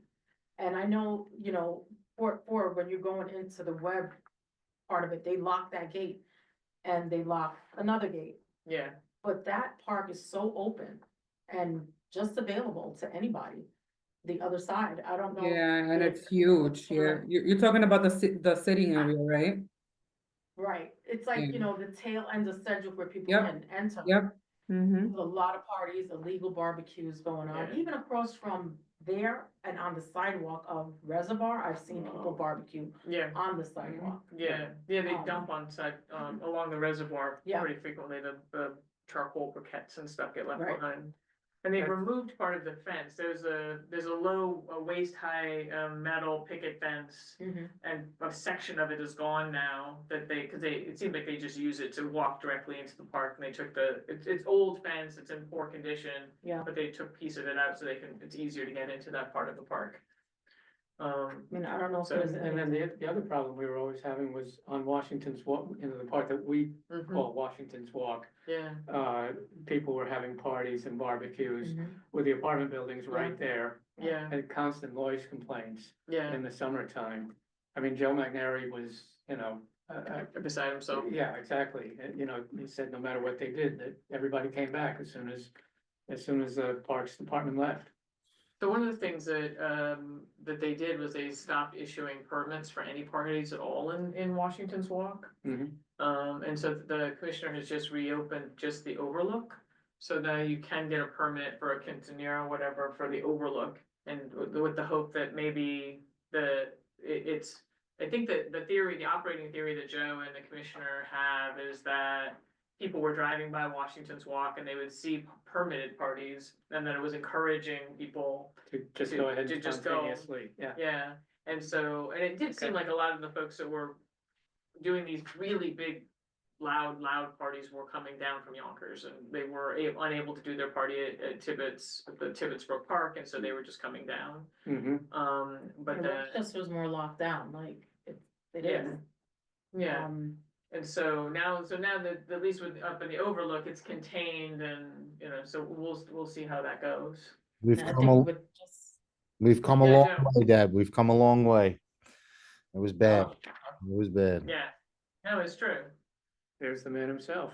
Yeah, I mean, it would be nice in Washington's Walk to have, just give it a little bit of love. I don't think it is, like, I think Port Four is more heavily used and Oh, kids yes. use it all the time and yeah. the playground equipment is ancient and there's more of a need.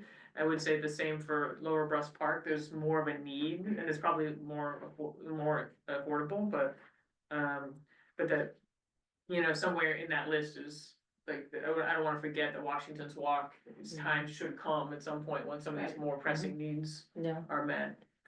but I'll tell you, Fort Four is gonna become a big problem, because there's just too many, there's complaints, I know, number one, I mean, I live right there. But at some way, somehow, it needs to be enclosed, like, once they shut down the other park, there's no problems. It's locked up, it's great, but that is just open bait, it's just, Yeah, I don't know.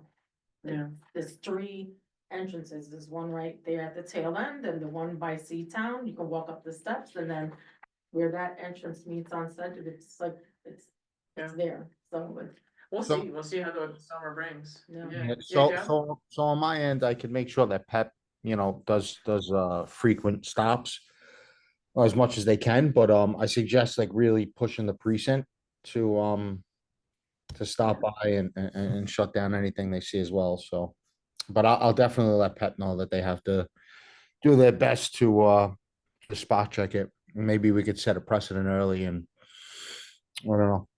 But Right, that's what right, I'll do. yeah. That's what I'll do on my end. I'll definitely talk to Captain Bayron and we'll see what happens. Okay, good.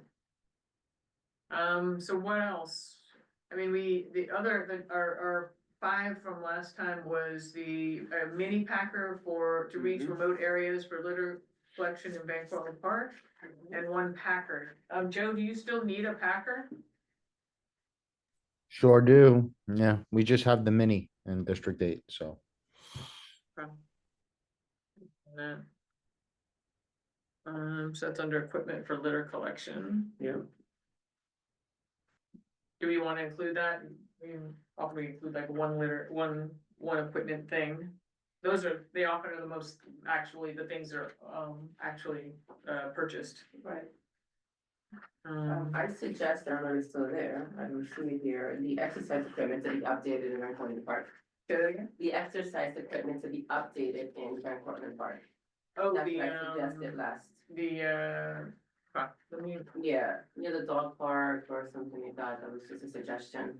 let's see. It probably will land number 7 or maybe for the next 3-5 years, but at least let's add it to the list. Yeah, let me find, here's Van Cortlandt Park. All right, I'm still confused though about this restroom at the north end of, Yeah. that's where the exercise equipment is. Mhm. So are they going to, I mean, there's not much there. The exercise equipment is, you know, pretty meager. Are they taking it out and putting in the? Is there like a restroom? little, like a place where it's more condensed? I think the exercise equipment in Van Cortlandt Park is spread out across the whole playground. There's like all those little Little stations. stations, Mhm. yeah, and then there's like one. And then is there an area where there's a bunch of them? piece- Not a bunch, but No. I think like one pull-up There's a bar. chin-up bar, yeah. Is that up by the dog run? Yep, that's where it is. And there's a bench for bench presses, and that's about it. Is And then Chris, there's other ones along the track, but is Christina Yeah. Taylor on the, I don't Oh, know if she's- still? I don't know if she's still there. nope, okay. No, okay, Yeah, I don't know exactly where it is, but it's in the northern end. It's right, closer to, the dog run. Moshly, yeah. Yeah. Mhm. Oh wait, so. Oh, yeah, so on our, and I'll remove from our working list, I wanna call out for Van Cortlandt Park, that we had talked about the canine court.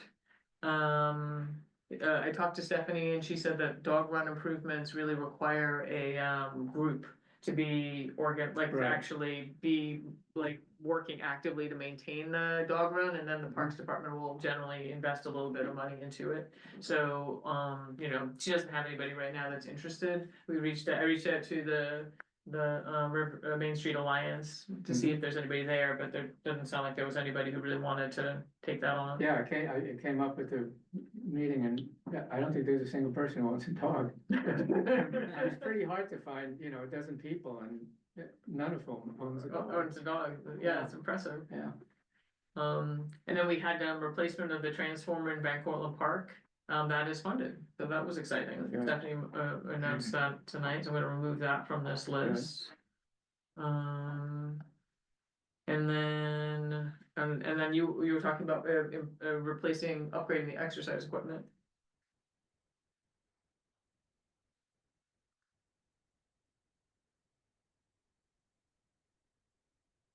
And you mean around the playground, right? Well, I don't know what the plans would be, you know, Well, I think it's better to leave it sort of open-ended, like, you know, in the parade ground vicinity. And So is it not upgrading the existing equipment then? Is it just considering installing the installation of an adult fitness area in Van Cortlandt Park? yeah, that's what it would be. yeah. Yeah, it would be nice to have more adult fitness areas. They've got a very nice one in Classic Playground. Always, Yeah. yeah. Yeah. Well, that was just done recently. Yeah, but it's the selection of equipment is really practical. Mhm. Mhm. Which was And they've nice. got one now in Seton Park as well. Mhm. I haven't gone to that one yet. Mhm. Yeah, I haven't been down there. Well, I was down there to look at it while it was still fenced off, but I haven't been there since it opened. Since Eden Park, right? Seton Park.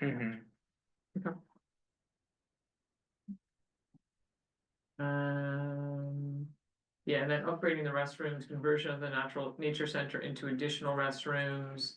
The commissioner is discussing that. Kat, is there anything you wanted to share about, upgrading the restrooms and converting the nature center in Van Cortlandt Park into additional restrooms? Is there anything to share yet? No, not yet. Wasn't there also talk of a concession there? Mm-hmm. At one point, but I mean, if we don't have the restrooms, we don't upgrade the restrooms, and I'm sure we don't have the concessions either. Oh, I think they're discussing what they would like to do. Yeah, with what the they would, nature. yeah. right. Yeah, Mhm. they wanna add the Yeah. concession. All right. So we've got, No, we've got, are we putting the litter collection stuff back on the list? you mean the Packer? Mm-hmm.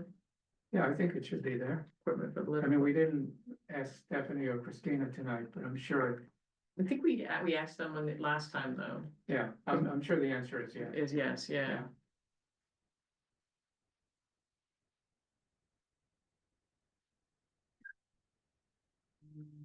It's proposed for,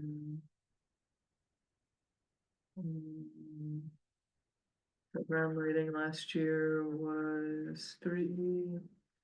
Reconstruction of old quarters 2. And the room was fine. Anything else we want to add into the mix to talk about? Jody. Oh, yep, Jody? Of course, I always have something. So I would like to add to my, I know it will take 25 years list. So hopefully when the Twinowitzes are our council members, this will get funded.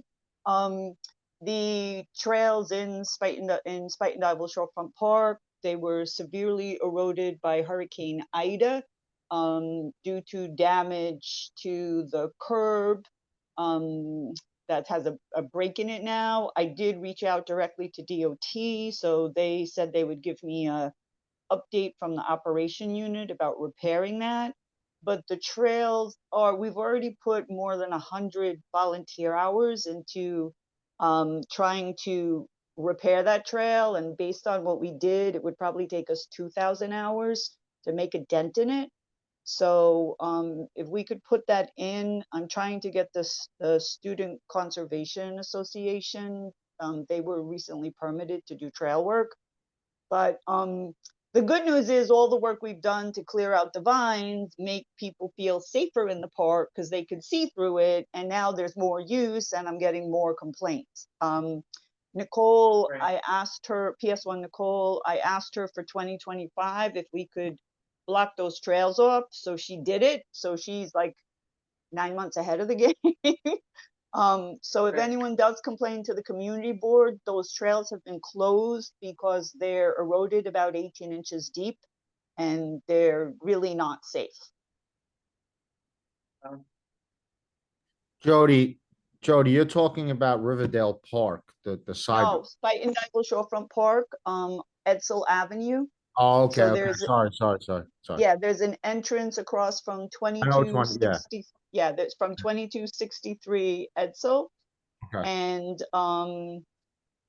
it's just crazy. So we closed off. You can't go that way. You have to do the smaller loop. And we closed off. So if you come from the vehicle gate, you can only go on the west side of the bridge. You can't cross over and use the other trails. So it's a huge capital project. I'm trying to get other resources, but let's put it on the list so when I'm 90, maybe it will be Yeah. taken care of. Right, exactly. Well, and once Bailey Playground is done, it'll really clear up the list. Yeah, right. Yeah, it's Joe. I have just something that you might want to keep on your radar. So Riverdale Park, the entire stretch of Riverdale Park on Palisade, so between 232 and Spalding. Yep. That, I mean, that entire stretch has to be repaved with curbs and it's so right off of 232 to the pump house is, I have it completely closed off right now. I actually have a meeting tomorrow with DOT. I guess they have some money for sidewalk repair. And it's looking like I'm just gonna get them to do the curb up to the pump house because they don't have enough like it's such a big job, Deb, but if at least if they do a curb, it'll stop the water. And I could fill in with gravel or something and the water won't wash away the gravel. But that entire strip of Riverdale of Palisade Avenue needs to be paved. It's you know, I don't know if you've been down Yeah, there. no, the sidewalk's been in terrible shape for years. For years, but it's the 232 to the pump house is like, it's like, there's just no hope for it until we get a curb. So hopefully, this curb contract goes through, but that whole stretch, just to keep it on the radar. Can I ask a question on that? Sure. Yeah, I mean, I talked to DEP on this too, because we did say, when are you gonna finish the construction over there? And then and when are you gonna be in talks to fix the sidewalks there? So they did say DOT will be doing that. Is this only on the west side of the street though, that you're talking about? It's only on the side of the pump house and DOT is only, so if you go down there, you'll see that they have some shipping containers. They're only going up to their shipping containers. So whatever, they're only paving what they had equipment on. right. Okay. So it's only a couple, it's like nothing. It's. Yeah, we have And to with that- and maybe do without a a site curb- visit there. Yeah. Without a curb, the concrete will wash away. That's how bad that's how powerful the water is. So that needs some serious attention, but I understand that, you know, obviously a playground is more important to the community than that path, but just to keep it on the radar. Well, correct me if I'm wrong, but isn't that kind of from West 232nd up on the park side? It's got that split rail fence, so that people walk, like, it's kind of a path that people were using, and then it started to get kind of washed out, so it wasn't safe for people to walk on anymore, but it was kind of had become like a de facto kind of rustic pathway that people were pretty attached to, I thought, for the. Yeah, no, I mean, listen, people run up and down that street and, you know, there's sections where you'll just break your ankle. We do our best to fill in the gaps, but the water, just the erosion's gotten so bad that, I mean, whatever we put in is gone the next day if it rains. So that's what I'm hoping with this curb contract, we could at least get 232 to the pump station under control. But the Right. rest needs to be done as well. Farah, do you get complaints from people regarding this? Cause I imagine they would mostly complain to TNT. They complain about just all the work there that's been going on forever, it seems.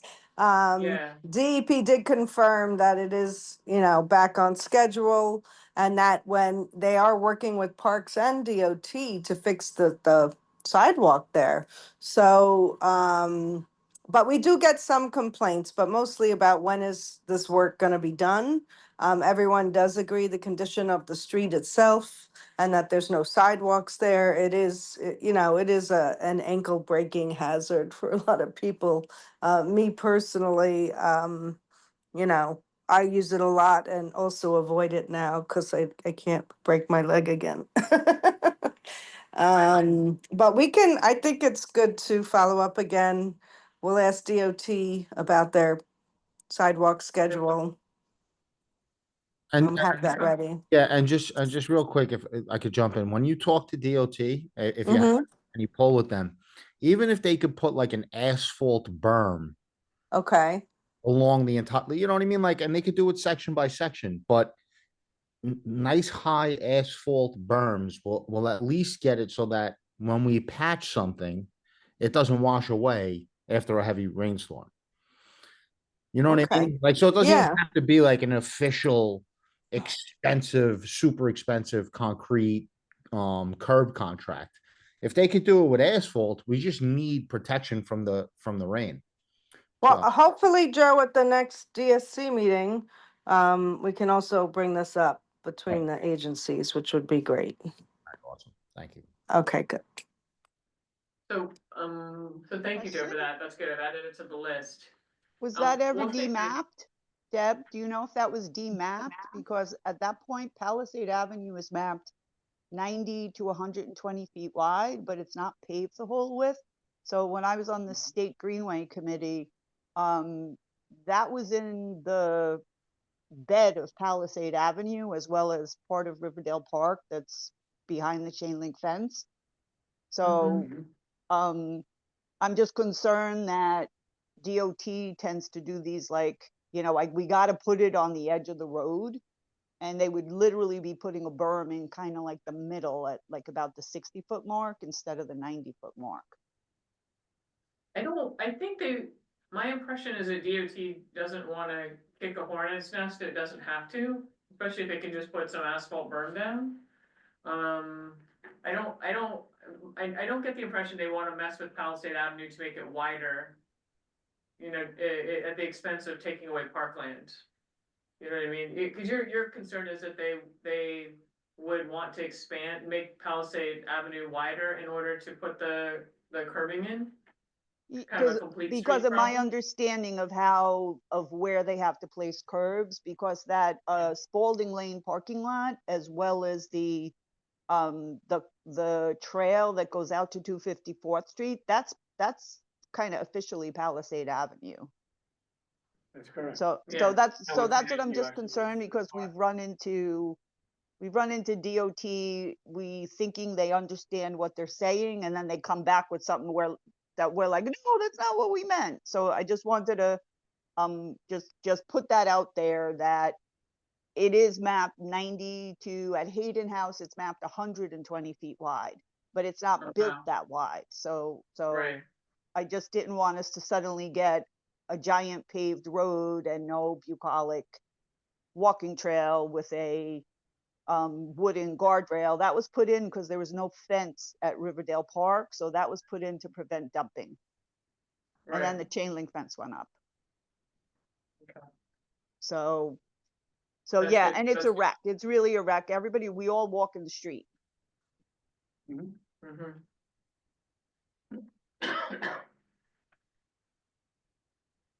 Okay.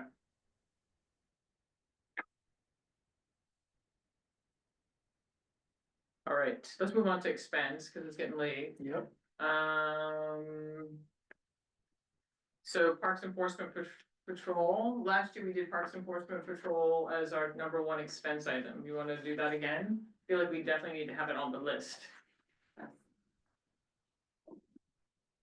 Can we agree to put it on the list and we'll figure out the order? Yeah, I mean, maybe we should just go through the expense items, because we know There's we're only not 5 going of to them. get anywhere with this. What do you mean we know we're not gonna get it? We don't know any such thing. Deb, I love your optimism. You just need somebody who's really feeling very law and ordery about it. You know, the problem with PEP is that, Is this a singular? the real problem with PEP is that they can't even maintain the levels they're supposed to have. So the idea that, you know, we're going to get, a dedicated PEP in Van Cortlandt Park, you know, maybe if they were really fully staffed at 50 officers for the Bronx, that might be a possibility, but they're well short of 50 most of the time. But I, So, no, I take your point. I think we definitely, I think, need to have a budget item that is asking for more money to be spent on PEP. Yeah. And so under the heading of like, you should ask for what you really actually want, I think that's where, I mean, maybe it's about,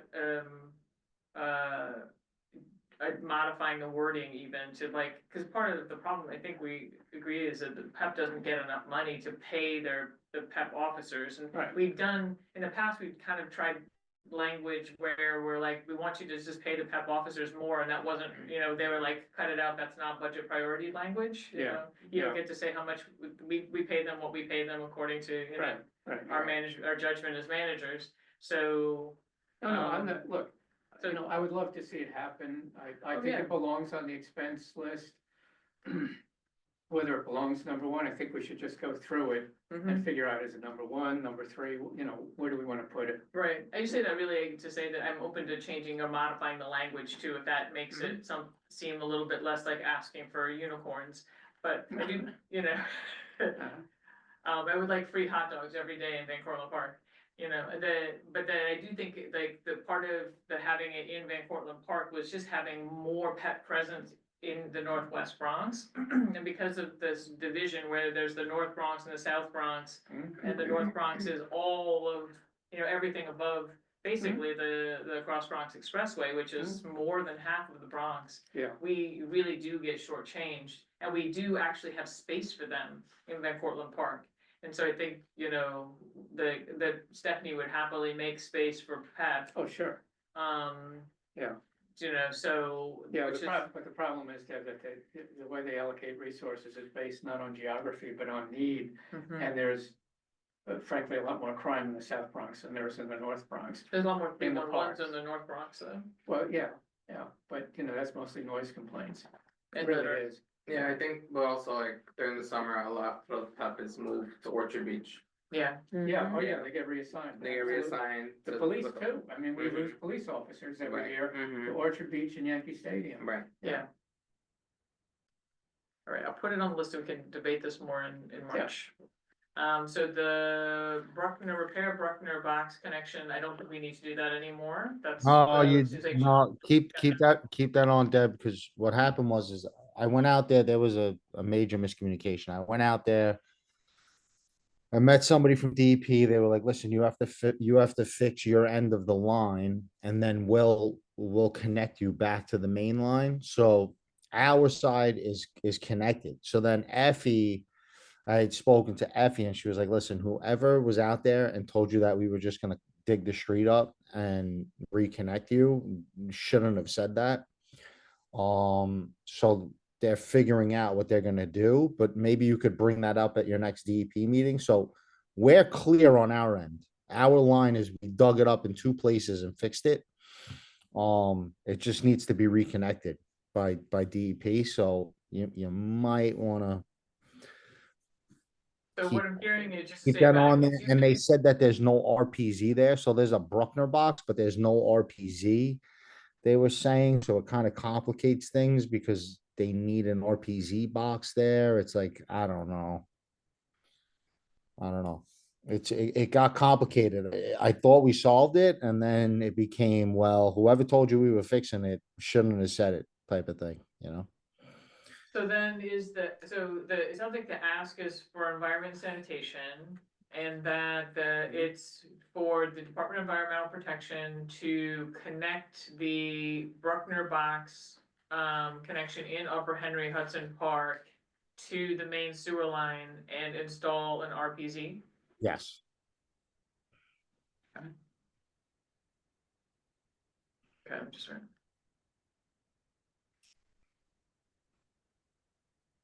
So I can reach out to our friends in Environment Sanitation and ask if they'll, Yeah. consider this for their, We'll see if Their Deb Rowan list. wants to. And present I'll something. also ask DEP at the next DSC meeting if that's the case.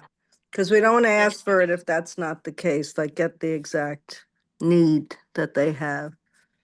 well, and could you maybe put this on the district service cabinet meeting list? Yeah, yeah, that- Maybe this good repair thing. Yep, that's when we first started discussing this, so, you know, at the time, DEP did say that, and so did Parks, that that was what was gonna happen, and now it's a totally different thing, so we'll bring it up at DSC, find out exactly what is needed to repair, so that we can ask ENS to put it on their priorities. Good. Right, or they can maybe do it as a state of good repair thing. Yeah. Can do that. I don't know. Again, this has been a 4-year quest to get water for the park. So I appreciate you hanging in there. And yes, Farah, Effie herself did say that Parks needed to do it to the street and then DEP Right. would do the rest. Correct. I'm gonna find the minutes where she said that. But So thank you Farah, for what keeping it, Deb. Thank you. I know, of course. Farah, is there a world where we just keep, my worry is that I take this to environment and sanitation and it's not gonna be a priority for them? Where it could really be one of our main priorities because we don't have a lot of expense. I mean, can we just kind of, I think make if you this- take it, they'll be fine with that. Sure, sure. But again, because it's a combination Parks ENS type request, DEP and Parks. But again, let me speak to them next week at my DSC meeting. And I'll send it to both you and to Daniel, and you can, you know, We can coordinate discuss. there. Yep. Because maybe it stays on our list as one of our top 5 expense, but then as long as they're not opposed to it, which I doubt they would be opposed to it, then it doesn't need to be on their list too, Sure. something like that. Yep. Or like we do combined committees, like, you know, Parks and ENS for this ask. Like sometimes, sometimes Yeah, other but- committees combine together. I know, I hate to have it take up 2 spaces on our committee list, when really they should have just done it out of expenses. They should be doing it out of money they've already got in their pocket. Okay, Don't- it's no problem. We'll discuss it further next week. Sorry, that's me just complaining. We have another Parks DEP item, which is that sewer connection. It was for the just paid golf for. course. It's paid for? That's part of the pedestrian bridge piece. That's what they're asking for. The Ah. or sewer connection. Okay, How about that? okay, well, so I hope that means that it's going to be done. Yeah, Okay. yeah, I think it might be actually completely, Because we already had a pedestrian bridge paid for that never got built. that's So, true. yeah. But in this, the rare case, we get to keep the money. So, Oh, yeah, yeah, good. we, Okay. so we didn't get a bridge, but we did get the money. It's like the opposite of We didn't get a selling bridge, us a but we bridge. got a sewer. We got a sewer. All right. Let's see, so we've got crushed stone and boulders for maintenance. Joe, do you still need that? Crushed stone and Yeah, boulders those, to those, enable, yeah, those are always useful. Well, And then the gator. what about, Yeah, we also gator do. type utility vehicle for landscape management, maintenance and operations? Oh, that's within Van That's Cortlandt mostly Park. Van Cortlandt, Yeah, yeah, That's that's what Stephanie's thing.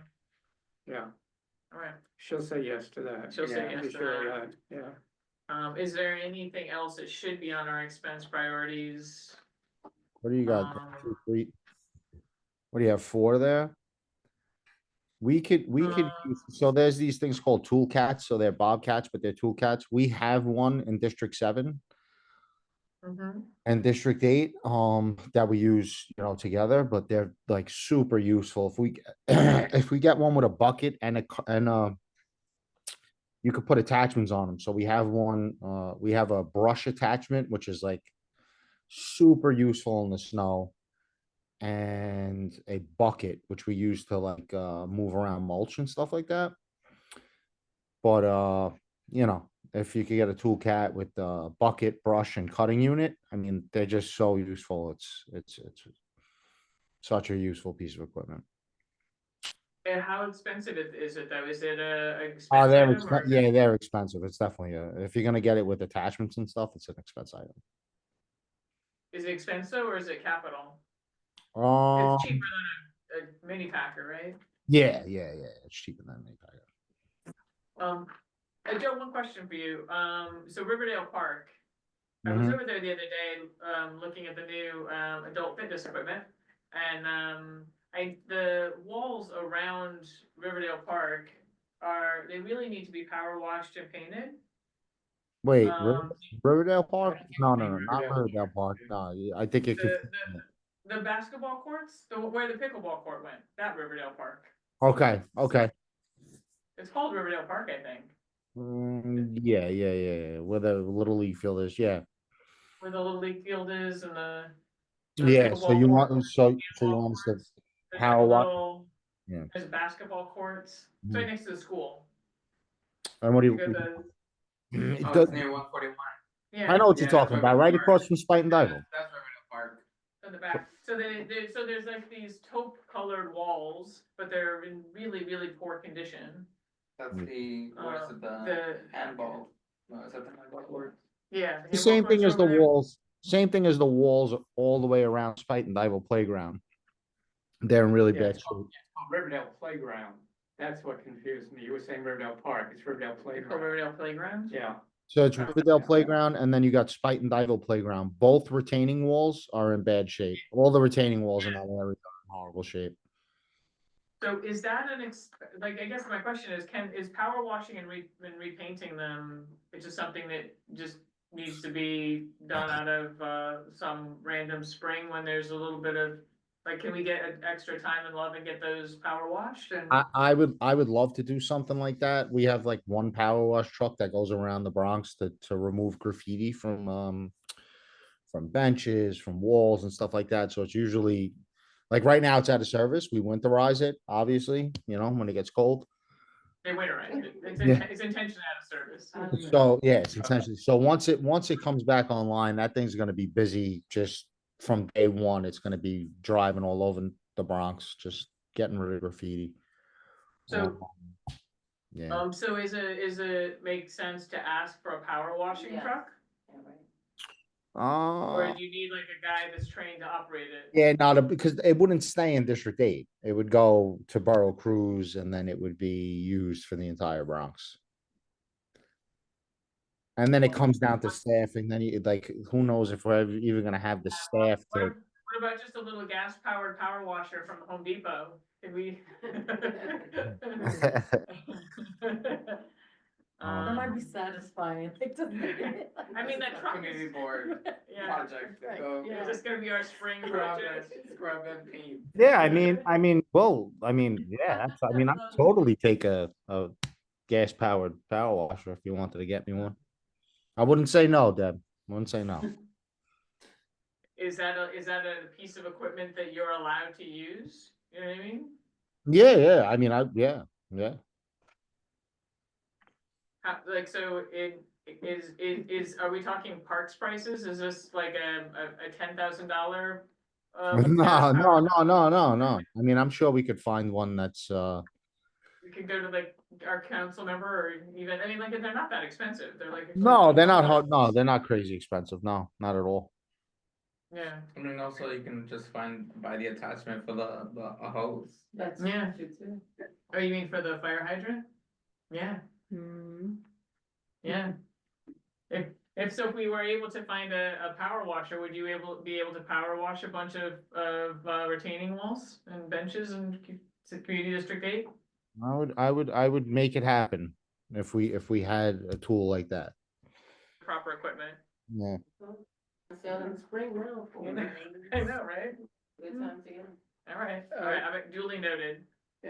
Joe, I'm just remembering, in the past, we've had problems with lawnmowers because Yeah. if I remember correctly, there's one for District 7 and District 8.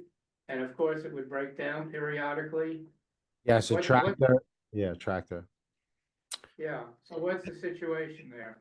So I don't know if you've noticed, but we've been doing like a lot better with grass over the past couple of years because we switched it to a regional model where we split the grass cutting responsibilities between the south and the north with 2 huge crews.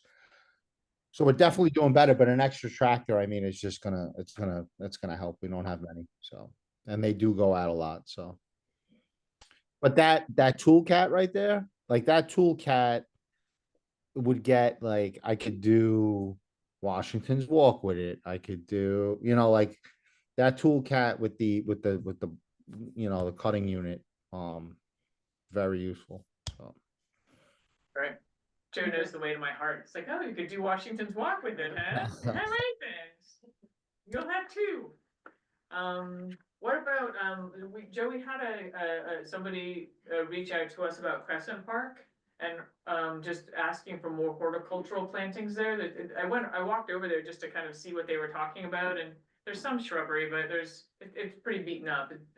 This is the park that's on, At the It's top, I awful. know it is, yeah. yeah, it's off of Bailey. So what do you mean, like planters? Cause you would have to do like planters, no? No. It's got places where things can be planted. It's a little bit like Tibbet's Tail.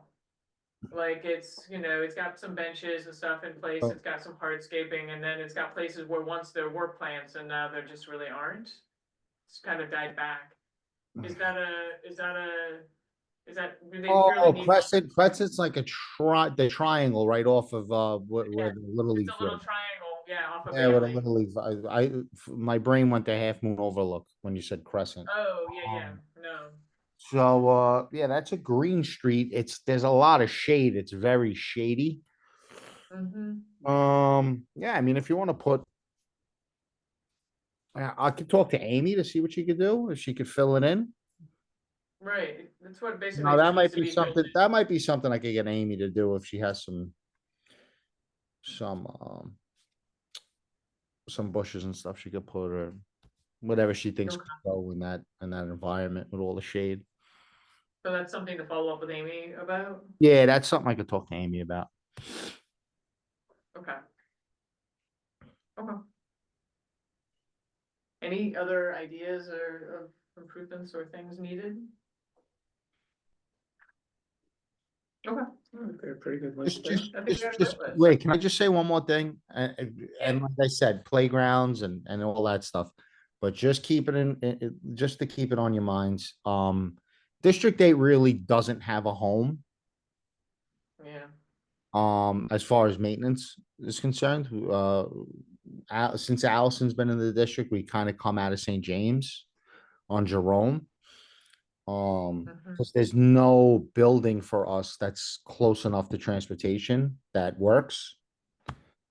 So so Joe, question for you about this, because I know that for a while you were using kind of Bailey Playground informally as like where everybody was gathering.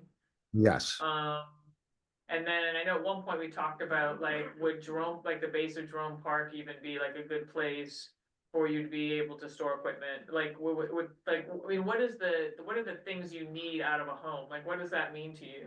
so like somewhere, like, I would need it close to transportation. Like, my thought has always been to have like a big building in Bailey. And I could have like a lunchroom. Yeah, I mean, I'm not talking huge. It doesn't have to be huge. Like, have you ever been to St. James Park? You ever seen the building in St. James Park? Something like that. I'm not, not a warehouse, but District 8 just doesn't have a home, So do you need, so do you need like restrooms and places to change clothing, or? No, I mean, it places- doesn't have to be like showers and stuff like that. Just like a general building that maintenance, like I could have my supervisors there with their computers. So right now, if my supervisors in District 8 need to get computer work done, they have to drive to Jerome, which, I mean, it's not terribly far, but now I have 7 and 8 supervision in there. Then I have 7 and 8 staff eating lunch together, which is great for camaraderie, but still, it's like you have to leave the district Right. and come What back. about, You know? whatever, And have you Daly heard just, Daly just seems like the best because it's the closest to transportation Central? in, Yeah. in Yeah, you district. have the 1 train and the 9 bus and, you Yeah. know, you have transportation, the 10, the 1. Yeah, I mean, do Yeah. you need places to keep equipment, or is it really just you need a building? You need a I- place with some offices? I mean, just like some offices, if you had a little room where I could keep like weed whackers, like just, it, like I said, it doesn't have to be huge, just like a little office space with a table With that a like few garbage people. bags and weed whackers and. Yeah, maybe like enough room for a table where people could sit down and eat lunch, where they don't have to go all the way back to Jerome to eat lunch. And, you know, you're looking at travel time, and it would just be nice, you know, like Seton Park would probably be our best option space wise. But when it comes to transportation, it's probably the worst space because it's Right. hard to get to. So yeah. What about, have you ever spoken to Stephanie about sharing a space in Van Cortlandt Park? Yeah, I mean, they're packed already in Van Cortlandt Park. They got their building. I used to work in Van Cortlandt. I mean, their office is already packed. I did at one point think about like even getting a trailer somewhere, closer to the horse, by the stables, but even that's a far, then you take the bus, then you take the train, then you hop on the bus. It's still a lot. Daly's the best Right. bet. Daly's the best bet. Right, because I think that's what we were talking about, was getting a trailer and putting it in Jerome Park at the base, right next to where the people do the parking lot they use for the motorcycle. Oh, by Lehman there. By Lehman. Yeah, right. Because Okay. So it would- the only problem with that, is that it's a narrow street, right? So, Not and that narrow. well, you got, what is that? Golden, right? It's Golden? Yeah, Golden's not narrow. Bulldoze's not narrow. Yeah. I mean, they're gonna be double parking, so they're gonna park there, you know what I mean? Like Bailey's huge. It's a huge street. I don't think you can compete with the double parking on Goulden. I mean, that's professional grade double parking over there already. Unless you have a trailer. Yeah. I don't know. I just, me personally, I like Bailey a lot, but whatever, just keep it in mind. If you could get, you know, we could work out the location later, but just the fact that somebody would be willing to, you know, fund something like that, it would make the staff's life a lot easier. Well, look, I mean, we've already got, the Bailey Playground is our #1 capital Yes. project. Yeah. It seems like it wouldn't be too difficult to include in there, a district headquarters, or whatever you wanna call it. Right. District office. You know, I mean, it's going to cost a lot of money for Bailey. That, you know, that probably would be relatively small as a portion of what you would need to redo Bailey Playground. Right. So. Well, and maybe it could go at one end or something, right? Yeah, Like- yeah. Like the Tippett's tail end, so it's at 238 essentially. And doesn't interfere with the rest of the Yeah. green space. Okay, well, I'll put some Yeah, we language might- together. Yeah, just put something in there, yeah. Thanks, guys.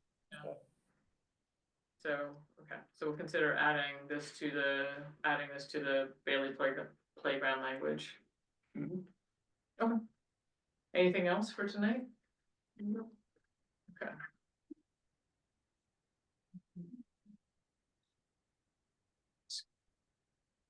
Right. So, old business, I think the only thing I had for old business was on the Parks Committee website. Thank you, Joe, for this, by the way, for contributing. We're gonna move on to old business. But you've been super helpful, and I hope to see you in the March meeting.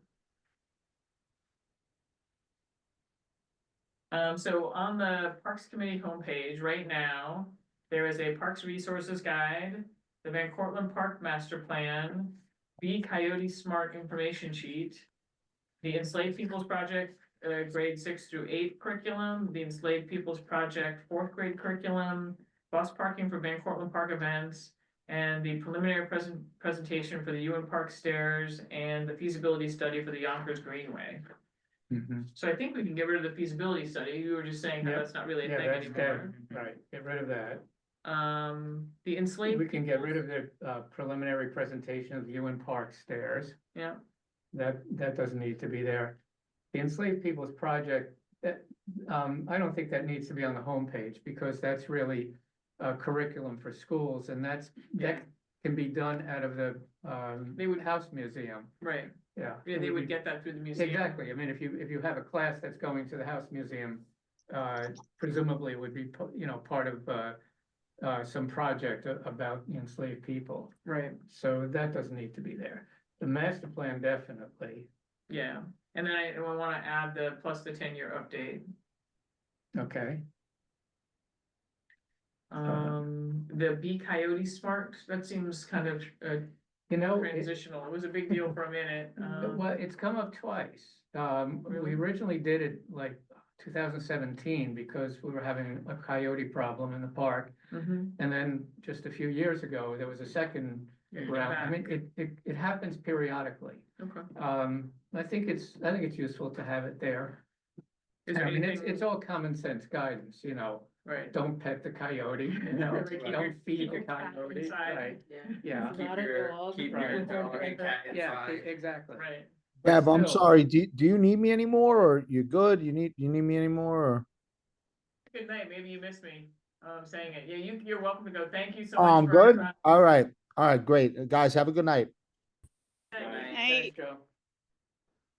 Good night, Jody. The Parks Resource No, I'm Guide. still here, Deb. I was saying goodnight to Joe. You're saying good night, Joe. Okay. The Parks Resource Guide actually has a lot of useful information about the Yeah. local parks, the size of the park and all that. I would keep that on I there. think we definitely keep it. I think we should Okay. think about maybe next year updating it. Updating it, yeah, I I think was that's thinking about that 2018, too. that was the last time. Long time ago. Yeah. Yeah. And Um, the bus parking, I don't know, because, I mean, I mean, it's too bad that we didn't think of this while Stephanie was here, but, that's mainly applies during the cross-country season. That's Yeah. when you have the problem with all the teams coming in, and they always send out the bus information. They always tell them they're supposed to go over to Jerome Avenue to park and all of that. Right. I don't know that it needs to be on the park's homepage. No, I don't think people are gonna look for it on our, Right, on the right. community board page. Right, and as I say, all the people who should have that information are sent that information, Mhm. it's, you get your Right. permit, you get the instructions about where you're supposed to park, et cetera. Yeah, so I thought, so that leaves just those three things, and the Parks Resources Guide, the Van Cortlandt Park Master Plan and the 10-year update, and then the Bee Coyote Smart info sheet. And then I thought we should probably add the Vital Parks for All link. Okay, it's a good that, idea. that gives more information. And then we could add our capital and expense committee priorities if we wanted to. For fiscal year 25-26, so that there's like a little historical. Yeah. Sure. Um, It's a good idea. people can kind of see. Mhm. We do have the Strong Street Playground, the Tibbetts Brook final design, for restroom design. Those are things that have been going on for a while that did have presentations that. I was like, I was thinking about that when I was looking at the UN Park stairs too, Mhm. like, I don't think, Yeah. like, is it helpful if we've actually seen the design Mhm. to post it, cause it is hard to get it sometimes later. I think.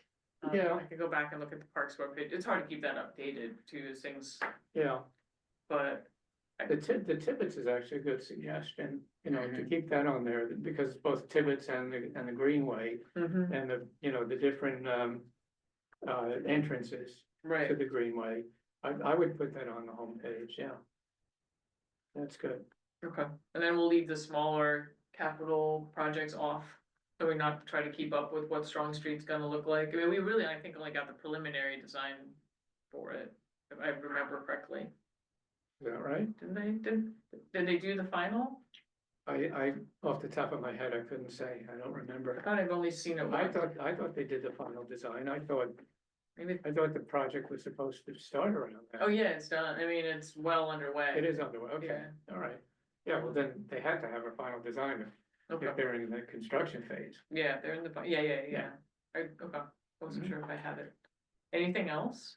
Do you think we should have the link to PIP, like the park inspection program, so people can just click on to see like the rating of the parks or I anything? think that that's in the Vital Parks for All. If you go, if you go to Vital Parks for All, you can see the It'll- ratings. it'll for all be the there? things. Mhm. Okay, Yeah, that's part of what that tool does. Mhm.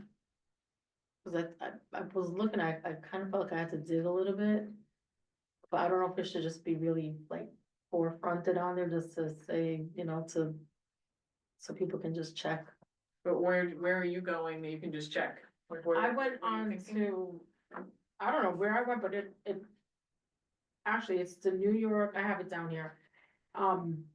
It was like a logo that was there, and then once you clicked on it, you can put in the park's name, and it came up with the rating of how healthy is your park type of situation. Mhm. I'll even send this to you tonight. Okay. But I just, even, I don't Parks wanna take up too inspection much time with program. this, but like maybe Parks link to features. upcoming events in some of the parks. I don't know if they have anything like that, like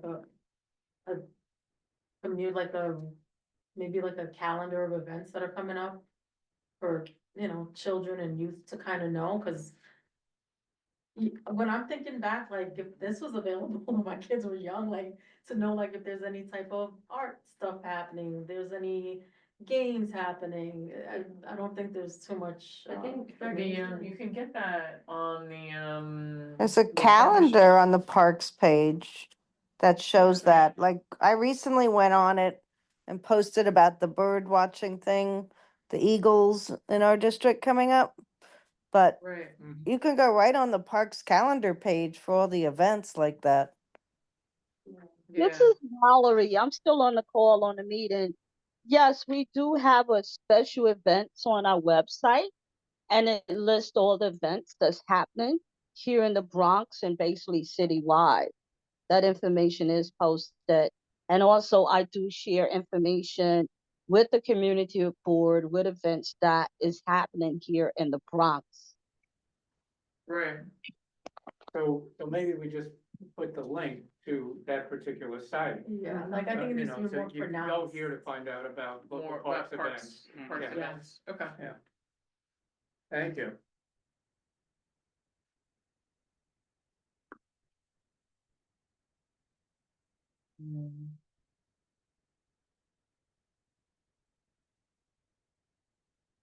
And I was thinking of like maybe a did you know section, like the coyote type of thing. Mhm. And maybe, I don't know, trail information, if there's anything like on those trails that people could kind of know, even in Van Cortlandt. I think though some of the stuff you're talking about is actually in the Parks Resources Guide, It's, isn't it? Some of it is. I think it might be, but I Depending on think exactly what you so want. deep, like if it was just right there to click on, I think it would be nice.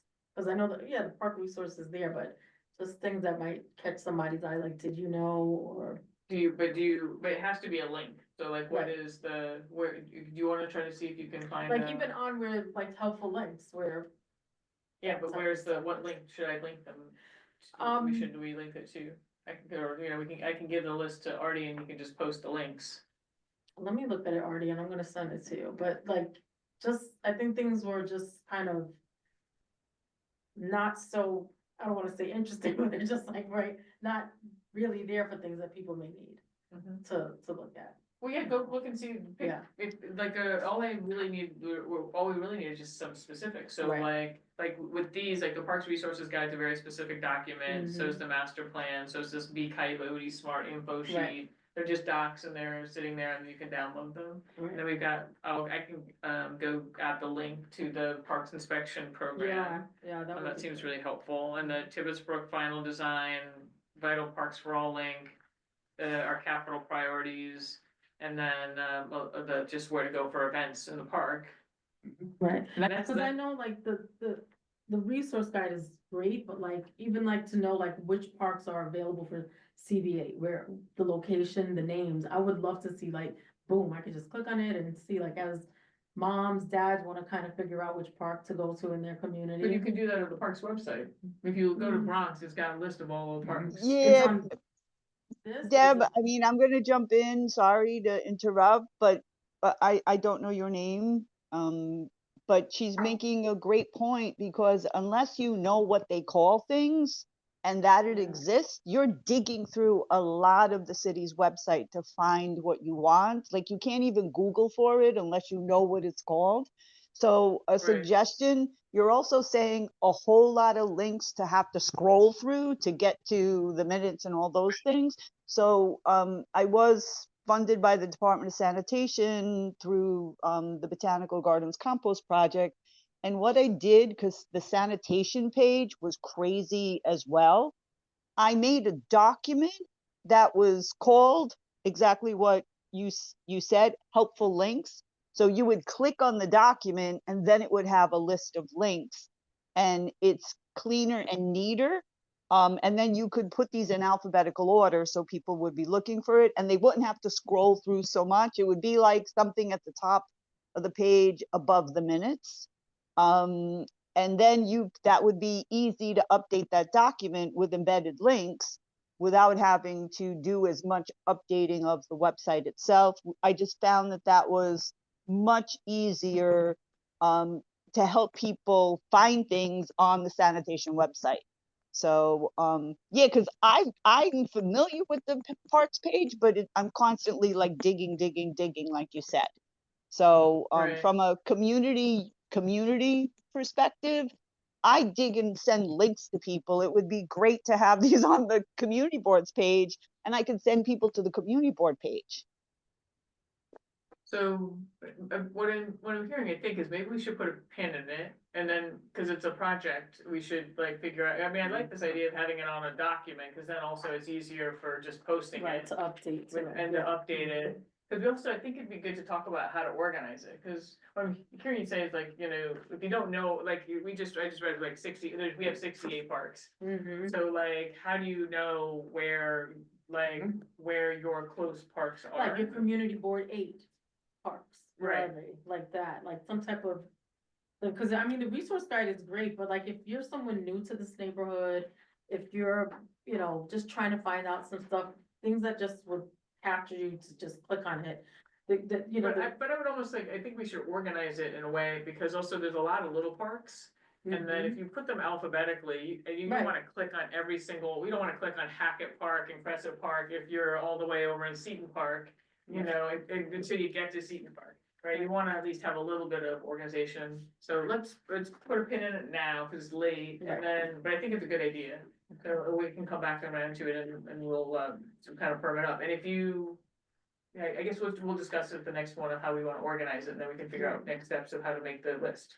Okay. If you wanna take it on, start gathering park names and links.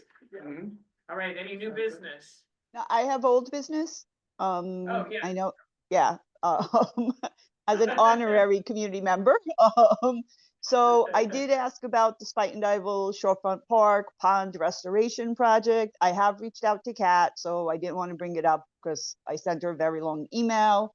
But just in case the community board gets complaints, I've already had 3 comments, including from Linda Dockeray, ex-Parks administrator.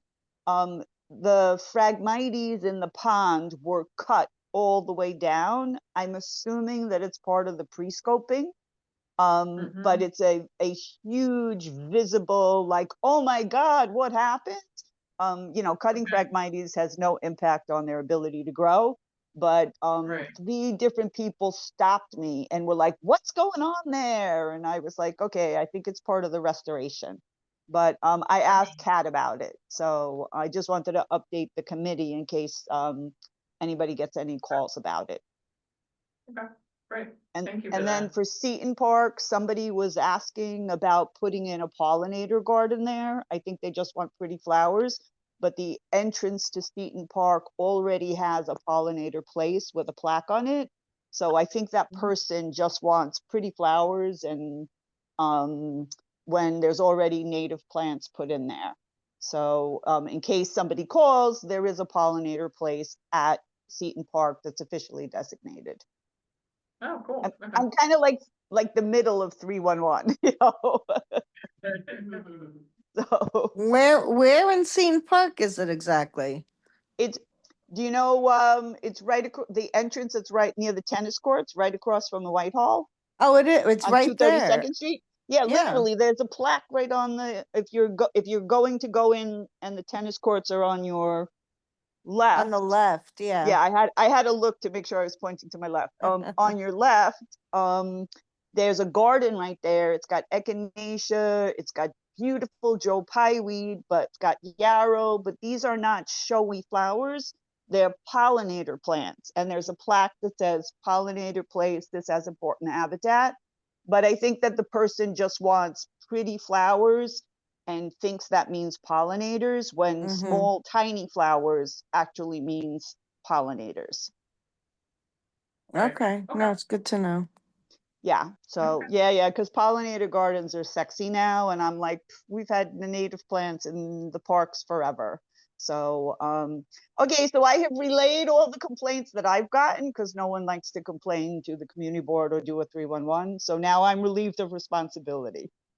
Excellent. Thank you, Jody. Thank you, thank you. Thank you. I'm gonna jump. Good night, everybody. Good night. Good to see you. Good night. All right, new business. Elvis. Hello, Deborah. Hello, Hey, how are you? chairperson. Can you hear me? Yeah. Okay. Thank you for letting me speak, community members uh, and chair of the committee, Ms. Deborah Travis. I'm here trying to present a case that I've in the past have been wanting to present, but I'm not ready for a presentation, but I just want to introduce it very briefly. There's a corner on Cambridge Heights at 124 Ames Place, Bronx, New York 10468. That's a charter school today before, and it was used to be a kindergarten school, PS307. Since August 26, 2007, I've had a running advocating for certain things that improve the traffic control in that particular spot. And like as we know, like the pedestrian signs, the speed bumps, adapted Ames Place to from two-way street to one-way street. And recently, back in November 2023, I went to our BP's office, and our BP was very generous in installing a stop sign that I requested, that I advocated for to be installed there at Ames Place and Webb Avenue. But the reason why I'm here is because in your committee for Parks and Recreations, because I always wanted to endeavor into advocating for a small playground for the kids there, because as it was the norm for PS307 and then the Luis Pinheiro Fuente School of Science and Discovery, the school, and now Success Academy and the previous school that was there too before Success Academy, is that they close up the street and with a gate, and then the kids can play there. But it's kind of like a dull idea because the kids don't have like a park equipment that they can use to play with, like let's say like a slide or a sprinkler or something that they can not do during the winter, of course, but um, something that they can put themselves into imagining that the world is something that they can discover things that they can play with, not something that they can just walk walk out themselves and say, so where's the playground, because that's kind of Well, vague. So Elvis, I remember you came in front of the Parks Committee a few years ago, and you were advocating to have this park across the street of Eames Place from the school. Is that where you're imagining this playground would be, or are you thinking of closing off Eames Place itself and making some kind of playground there? Actually, yes. Like when I first communicated with that then Borough Bronx Commissioner of New York City Transportation, Constant Moran, I actually optioned for two things. One of them happened, but the latter didn't happen because the neighborhood meeting that happened back then in 20 in before 2015 wasn't in favor of closing up the street. So are So you still advocating to close the street? yes, because it was essentially it would essentially make that spot much better accessible for kids to find a place to to play. So, I don't know. I don't know about. I don't know about the lot that's across from the school. I used to live there. It's a sad Yeah. story, but I can grow out of it. But I don't have access to that lot for me to inquire about repossessing it to build a park there. I would love to, but my main goal is to actually close that little area of the street, restructure the street to come in from University and then make a right towards Claflin. But I'm putting up a team together to make a small presentation with us with a artwork by a group of students that I'm getting from John Jay College. And when we get together, I'll have more to say. But right now, my main goal is that like for one of the things that I've noticed is that Success Academy has promised to update the school safety zone with more safety concerns. And they have not. And inclusively, when I contacted them personally in wanting to investigate whether they would like to have that park, the idea of the park there, they said they don't want to stop traffic.